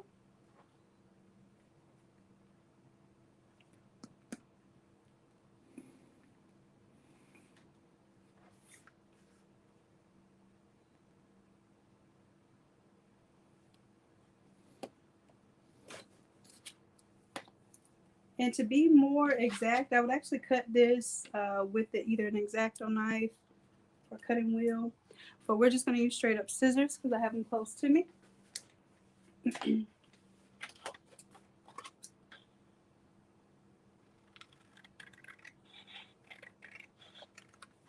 Hopefully you all can see it okay.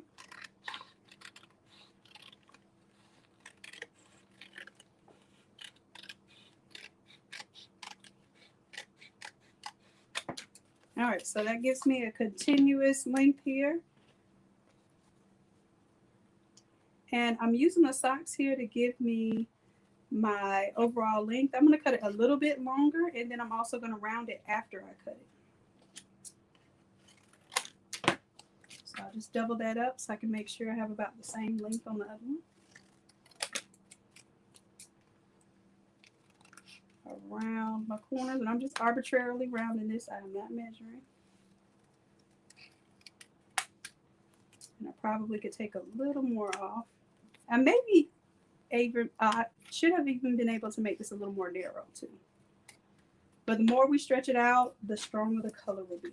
But it also might be a little harder to put them on. So, yep, go ahead and load that one up. And I'll load this one up. So you're going to open up just like a little foot. And just carefully put that on there. You want to load it evenly though. If you go loading it real fast, you might potentially like shift them and then you'll have wavy lines here. You want to see little straight lines. Okay. And you're going to see a little bump in that heel. That just is what it is. For instance, this is why I keep the toe black and the heel black on our socks, because it kind of hides if any imperfections happen right there. So you have a little more freedom. Now you do want to make sure that, again, you don't have that little smile line. You want straight across. You got it? And then I'm going to pull this down.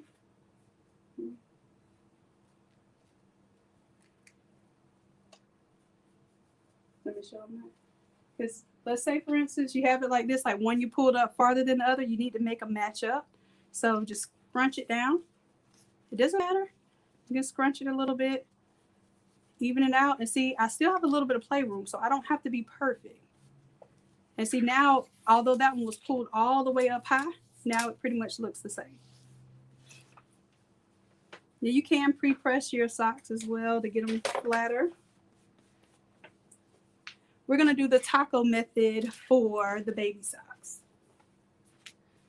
And I definitely want to add some more pressure because I will probably do something like this under the 16 by 20. But since we already have this press on, we're going to use that to make it do what it do. All right, so I'm going to line my two prints up. And I'm holding them up to the light. I don't know if you can see this, but I'm holding them up to the light in order to see if they're even. Once I get them even, this is the taco method. I'm going to fold them at the same time.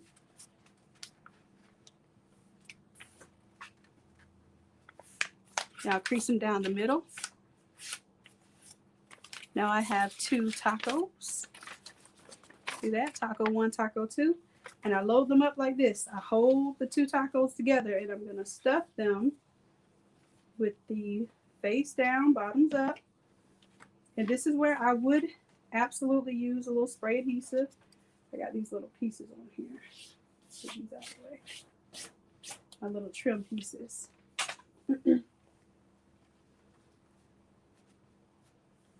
All right, and I'm going to put it more towards the center there so I get a little bit of that green and that blue. But wherever I place one, I'm going to make sure that I place my other sock the same distance from the top there.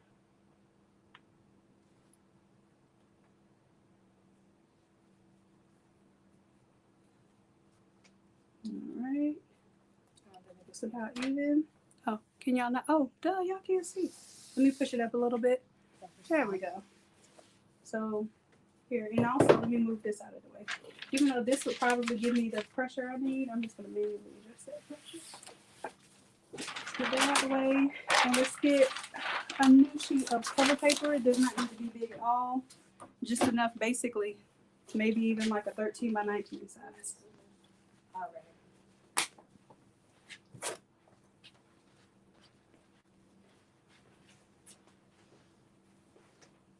And I'll wait till I get the cover paper because this might shift once we get our cover paper.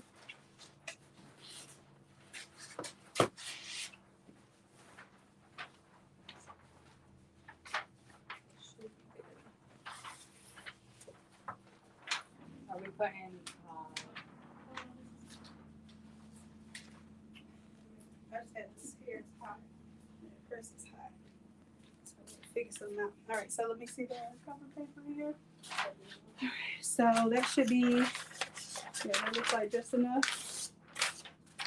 All right, so cover paper is down. Hopefully y'all can see this up here now.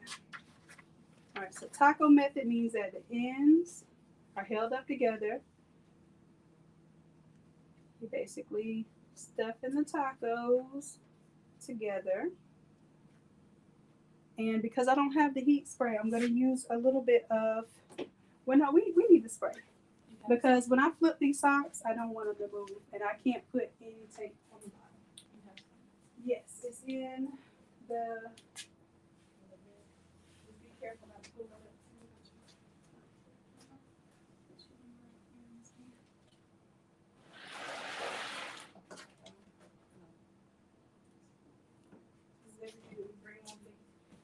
On the road. I have a whole box of these things somewhere. All right, so we got our little spray adhesive. So I'm gonna spray these in the trash so that I'm not getting sticky stuff all over the place. And I'm just gonna mist them. If you listen, oh yeah, we can. Oh, we should have just been able to rotate. You know, this moves too. There we go. There we go. All right, so see how this is deep in the trash, so I don't have this mist going everywhere. I'm lightly spraying. Bring this back over to my layout area.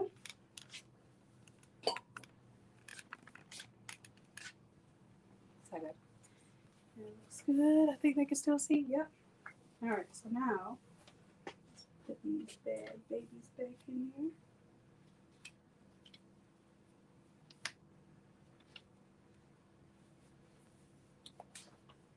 And then what we want to ensure is that it's sealed like an envelope. Okay, so that's what that tacky spray does for us.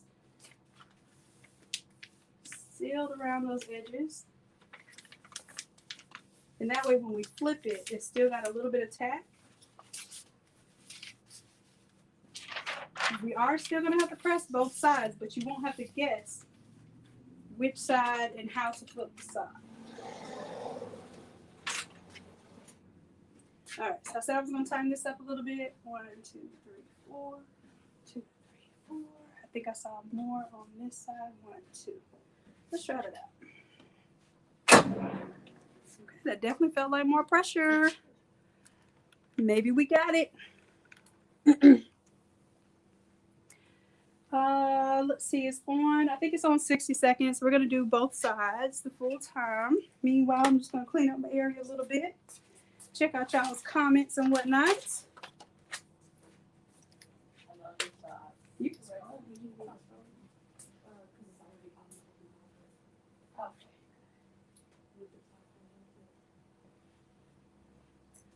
Felicia, you're never going to exactly totally remove the white line with the taco method. However, if you use the spray adhesive, when you seal those edges, you know, kind of making that envelope around it, it does kind of get a little more ink around those edges so that you don't have to do the roll method with the piping hot socks.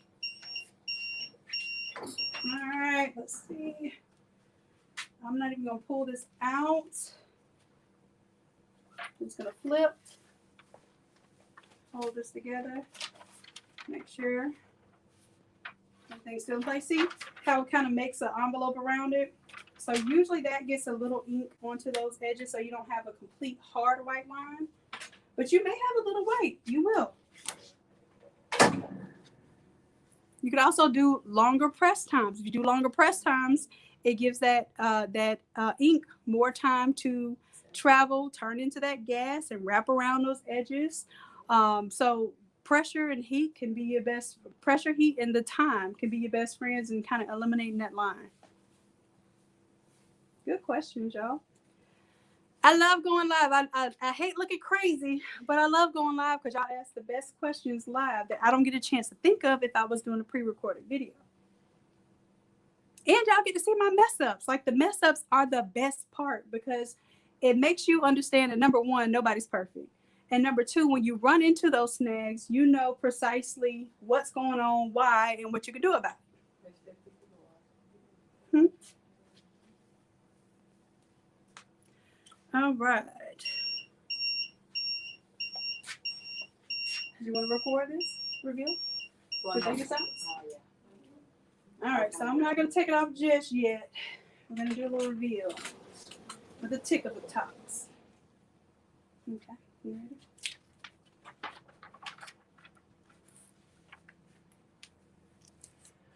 Ooh. There's one.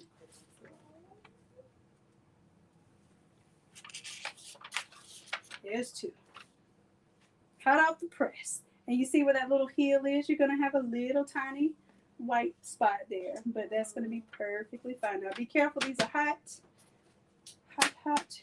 Probably want to cool them off. And then if you take them off, you'll see. See, I don't even have a white line there. Yeah, we don't. No white line. So that was temperature, time, and of course I increased that pressure too, you remember? So that came out perfect. We never did baby socks before, so it just goes to show you can prototype and make it happen. If you've never seen it happen before, you got this. I forgot the camera's like reversed. I'm gonna put it over here where y'all can't see it. Yeah, that's it. So no white of the lines. Okay. As a matter of fact, I'm gonna stretch it. It looks like I even have a little overlap. Okay, overlap. Yeah. There we go. No white line. All right. And it feels so soft. I like those. Y'all let me know if I should start offering toddler socks because I have the youth. Well, it's not really a youth size. It is, well, it's youth 4 to like a lady 7, I believe. So it kind of works for you. And then if you want to keep these little jigs, Ashley, you plan on making more socks? Yeah. You could keep these jigs and you could just tape off the top so that, you know, Yeah. You said it right. Yep. Cutie. All right, so let me know if y'all have any questions. Was there something else we're supposed to be doing? I'm about to put him on here when he comes. He's about to drop off my son. Oh, you're gonna put him on this outfit? Okay. It was something I promised I would show them. It was the inserts, right? You said something about this using that on that press. Oh, on the 16 by 20. Okay, so I'm not gonna turn on the 16 by 20 press. I'm gonna show you how it works. So hold on. Same idea.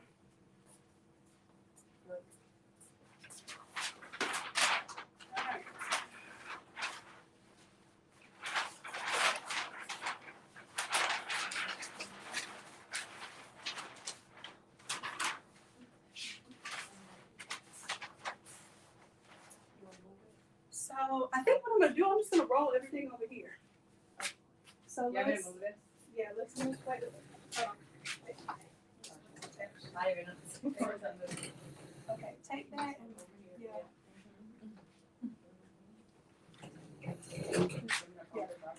This is the cool side.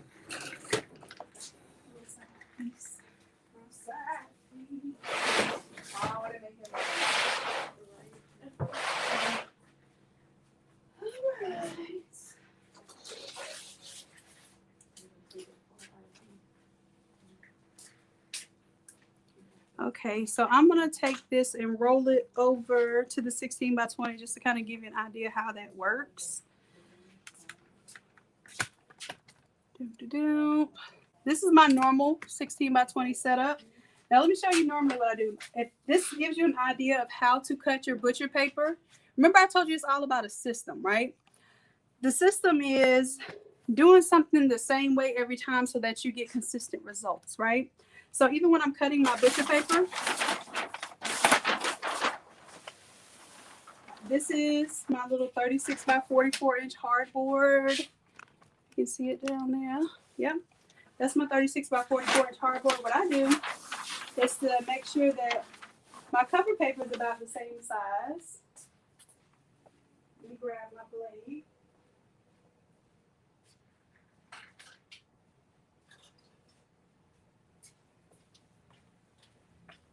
All right, so this is all about a system. So this is even if you're using the Nomex. I'm gonna go ahead and trim that off.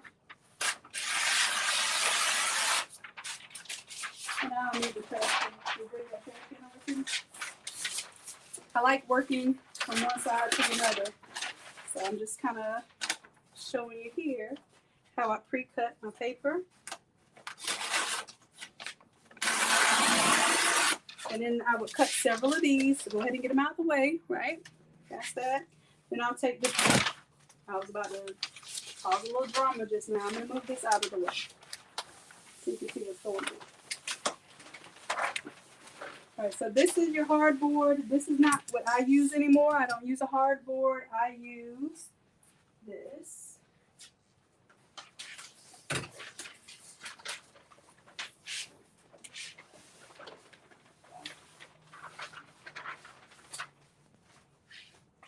So I use this birch wood. It's sanded birch wood. Yep, you can move that one. Oh, shit. Almost knocked down my whole camera, y'all. I thought it was me. And some of your presses may be able to handle the wood with your current foam on there, but I have one press I have to remove the foam in order to get that on there. And then, so this is the Nomex with the Teflon. This setup right here is $220 plus shipping. So it ends up being about $20 in shipping. So for about $240, you would have to cut your own board though, okay? So you would have to have your own board. It's 36 by 48 is what I suggest there. All right, so I'm gonna go ahead and lay this out so you can see what it looks like. Now this one is 36 by 44. But if you want to do it a little bit wider so that you have a little more overhang, you absolutely can.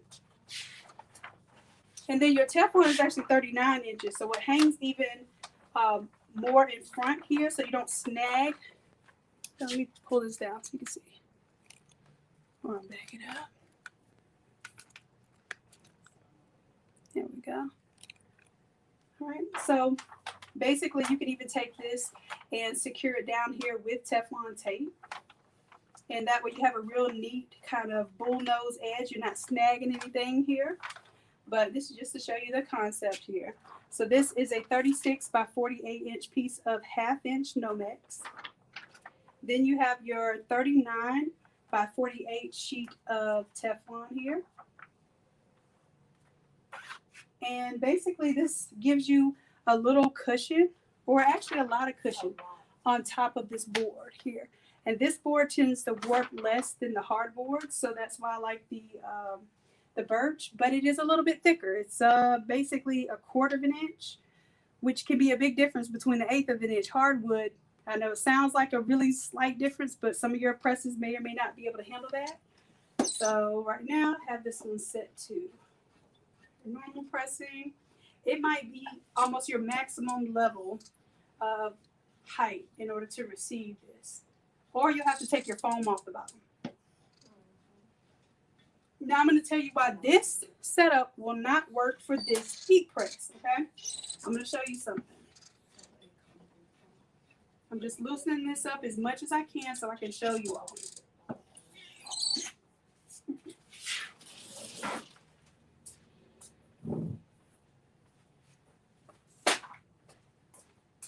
I'm going to show you all the difference between these two presses. Now, the table method that I have will work for either press.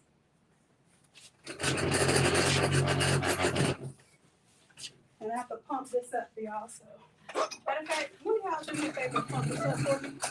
And I can make sure, just pump that up. And then, all of my presses are on these lift carts. They're on hydraulic carts, so we can kind of vary the height of them. All right, so if we look real closely on this press,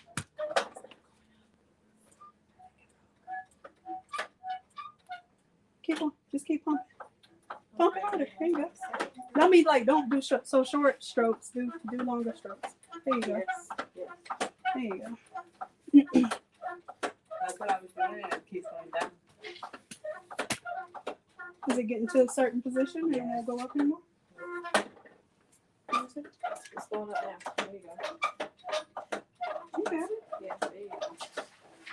You keep going. And then you can, at a certain point, it goes a lot. There you go. All right, that's good right there. All right, and I actually like to keep these lower than table height when I'm doing these all overs, because you notice you're so far away from the press that you're going to need the space to lay out. You're going to need the space to maneuver around here, reach your handlebar, all that good stuff. So I don't like my press being at table height and then having that board on it, or higher, maybe even counter height, and then having this big board on it. It makes it extremely hard for me to reach the handles. So I like it a little bit lower, and that's how you'll see this right now. All right, so the reason why this setup does not work good with this press is because this press, let me see if I can get a little bit lower here. I want to show you. You got to pay attention to this cover here, okay? So this press, the heat part, is barely hanging out from the cover. And the problem with this is when I go to do multiple presses, this cover is going to dig into my print. And that's whether I'm using the regular board or I'm using any kind of cushion. So when this cover digs into my print, it leaves a permanent crease, a permanent harsh white line going through my print. I can never recover the ink from that little crease. It's just gone forever and never to be seen again, okay? So if you have a press that's more like this one, where it's definitely more of a safety hazard, but you can see that it has at probably maybe even 1/4 of an inch of the heat element hanging out from the cover. Well, this is perfect for burning yourself, but it might be less safe, but it is great for doing the multi-press all overs because you have more of the heating element exposed. So when we lift this down into the foam or the board, you're not having the casing dig into your print. Okay, so those are the two differences there. So just take a look at your press. If you have a press where this hangs out, the Nomex felt can work for you.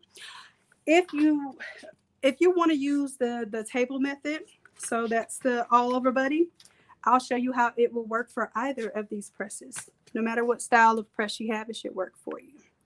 Now the segue to that is that you have to make sure that the all over buddy can get behind your press. So I haven't seen any presses now that this cannot get behind, and I will thoroughly test it and check it for you all. I'm going to move this on out the way now.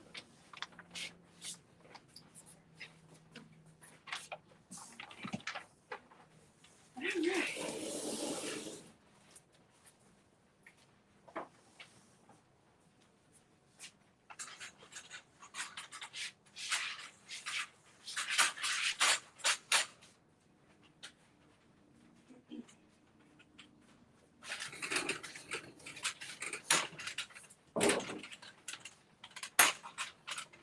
So we're bringing our all over buddy over here now. And I may even have to move this heat press so I can show you officially how this can get down.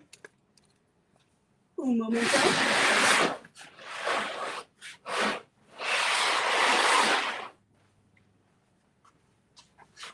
All right. So all over buddy is on wheels here. And I really didn't even intend on showing y'all this today. So this is a cool little bit that you all get to see into this process. I'm going to lift this up a little bit.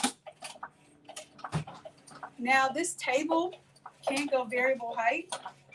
I have some set screws in there that you just twist them to the appropriate height. But I also want to show you the benefits of this lift card, which is pretty cool. All right, so what you want to see with the all over buddy is you want to see a little slight indentation of your pad underneath that. So you're going to keep your padding on here. It doesn't matter whether your press can only press t-shirts or it can press 1 inch thick wood. It's going to be able to work with this system because this is a very thin layer of material, and it's basically emulating and extending your work surface at least enough so that when you rotate, you're able to not shift your prints and stuff around. So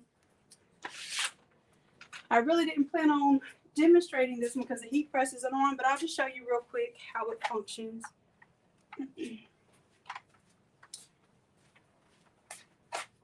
And we're working on a patent for this one, y'all. So if y'all see anybody stealing my idea, y'all already know what to do. I don't even have to tell you. Okay, so I'm just making sure I have enough room to move left to right for the demo. Let me pull this over just a little bit. All right. All right, so we can go all the way to the right. Can we go all the way to the left? Nope, so I need to pull this over just a little bit more.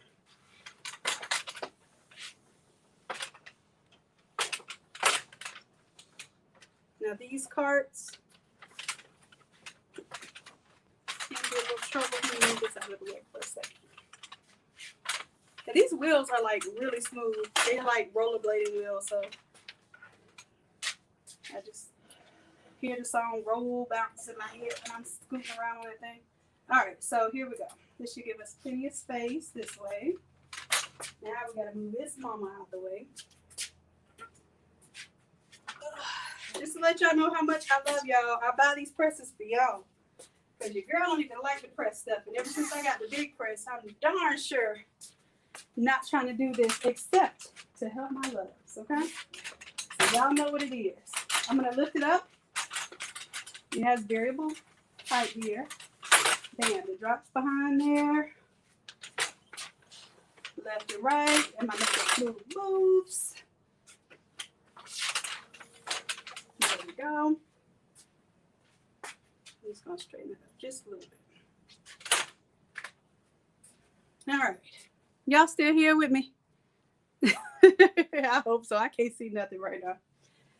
All right. Can y'all see comments or anything? Okay. All right. So the idea here, same exact thing. Matter of fact, let's go ahead and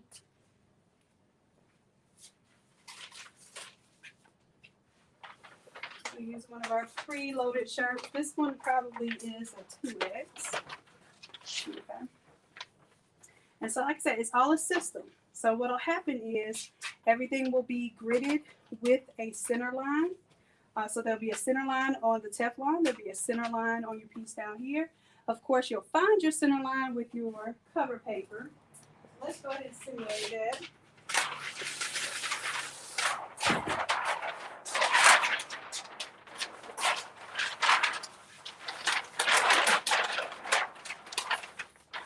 And what I'm doing is I'm folding my cover paper only at the edges, just so I know about where my center is. Boom. And boom.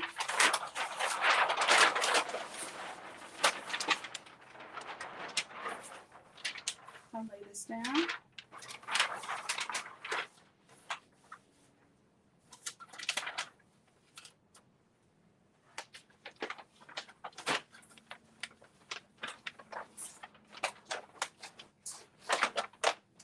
And I'm going to have the very tip of the neck of the Teflon up to the top of my sheet, which is what I should have done last time.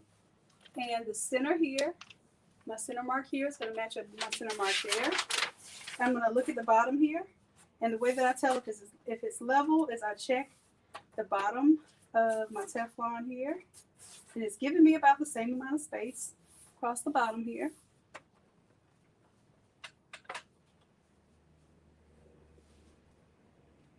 All right, so everything's centered here. I would put my print on top. The print would line up, of course. And then I would go and press the middle. And here, I don't even, you see I have so much space here because I basically was making space for the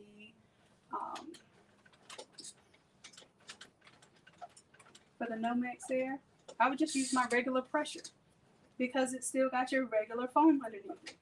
Right? So I'm utilizing the existing foam, my pressure that I know that I need to have for just about anything else for firm pressure. So I'm not having to do so much adjusting to my pressure. So I don't have to go from, this much on my knob down to barely anything on my knob whenever I'm pressing with the board and the felt. Okay. So it's a little less work when it comes to adjusting for each setup. But that would be it. I would press it, then I would shift it. Look at my overlap. Make sure I don't have too much overlap. Then I would press. Boom, boom, boom. Go the full time. Roll it this way. Y'all get it. Y'all get it. Press here. Let it go. Now, you can actually pick the all over buddy up and rotate the whole table. I don't suggest you do that. I suggest you leave it there. And then you will just take your entire sheet here, because it is Teflon here. It makes it a slick surface, easy to turn it around. And like I said, if you don't have this sandwiched in your tacky paper like I do for the large format printer, then you would have this taped down so it wouldn't be moving anyway. Put that back in the center. And here, you can actually pull this off a little more if you don't want to have so much overlap, because as you all know, especially when you have darker colors like black, the more overlap you have, the more it's going to show that you are over, you're doing a little too much heat on those darker colors. The very bright colors, you can't ever really see that. But I would press center here, and then I would do left and right. Now you can go one press left, one press right, but if you have something really important here, you might see that overlap. Okay, usually I don't have anything important on the sides, so I don't mind my overlap being on the sides. Okay, so there's that.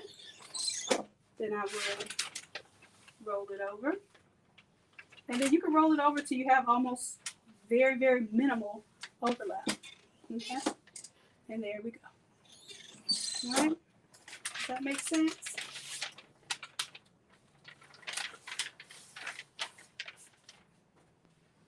All right, so that was a little demo there. I could do the same thing with the other press that hangs out more, but it's the same exact process.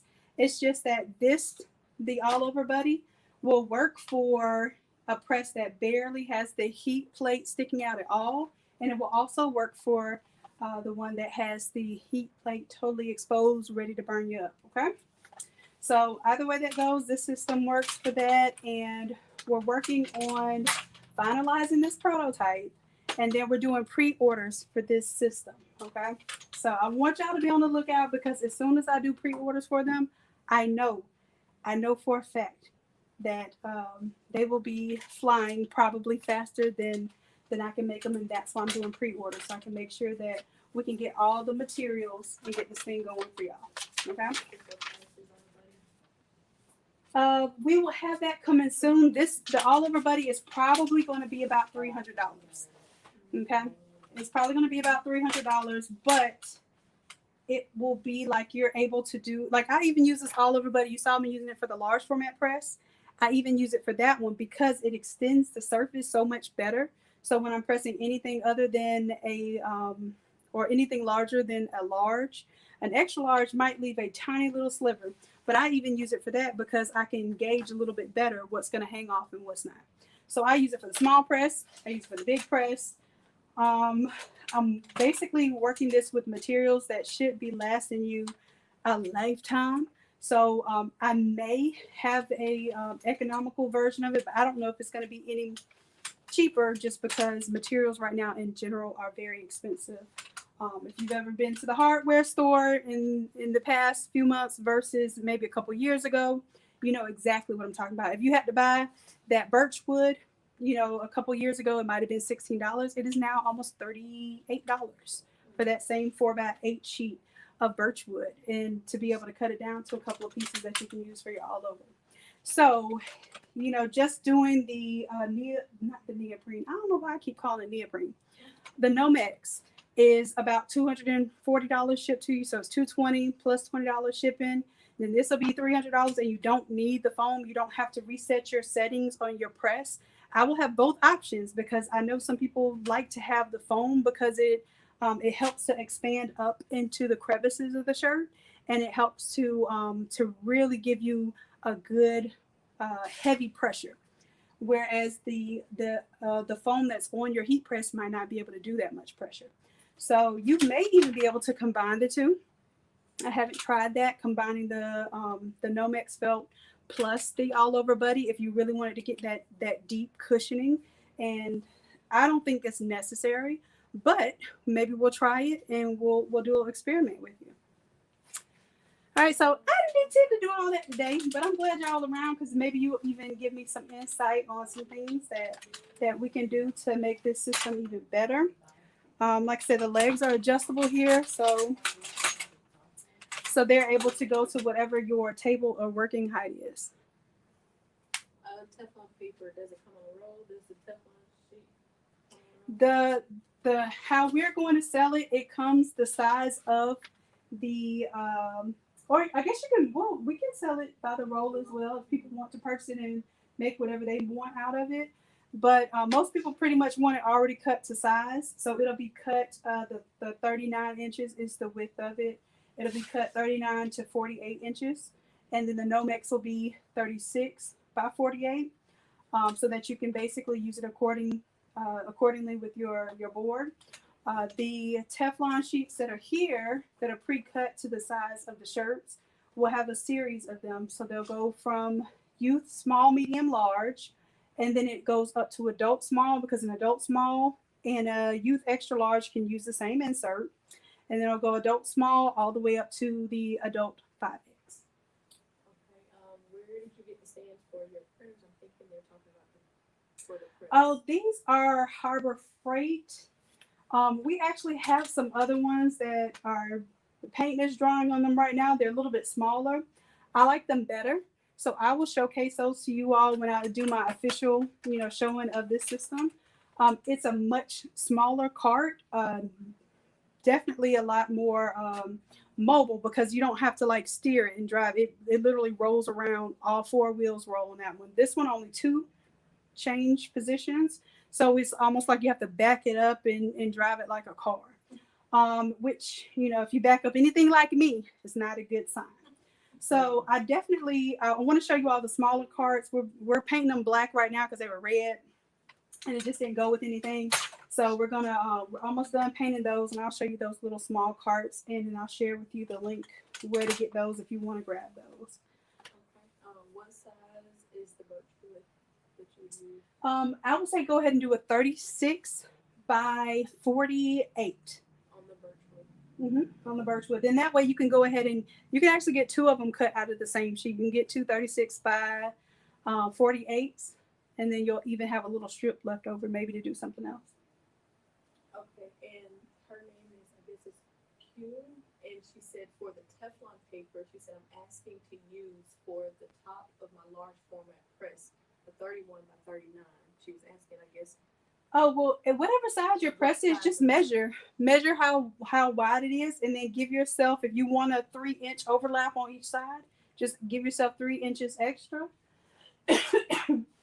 Now the material only comes 39 inches, but if you want to do that, then you'll have to use something like magnets. Mine has a little spring up top, but that's how it came.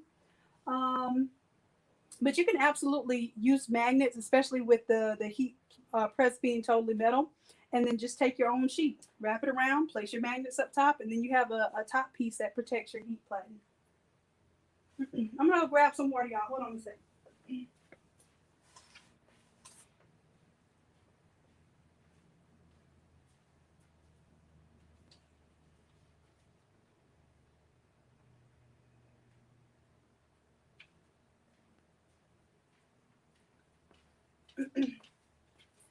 All right, y'all have any more questions for me? Was that it?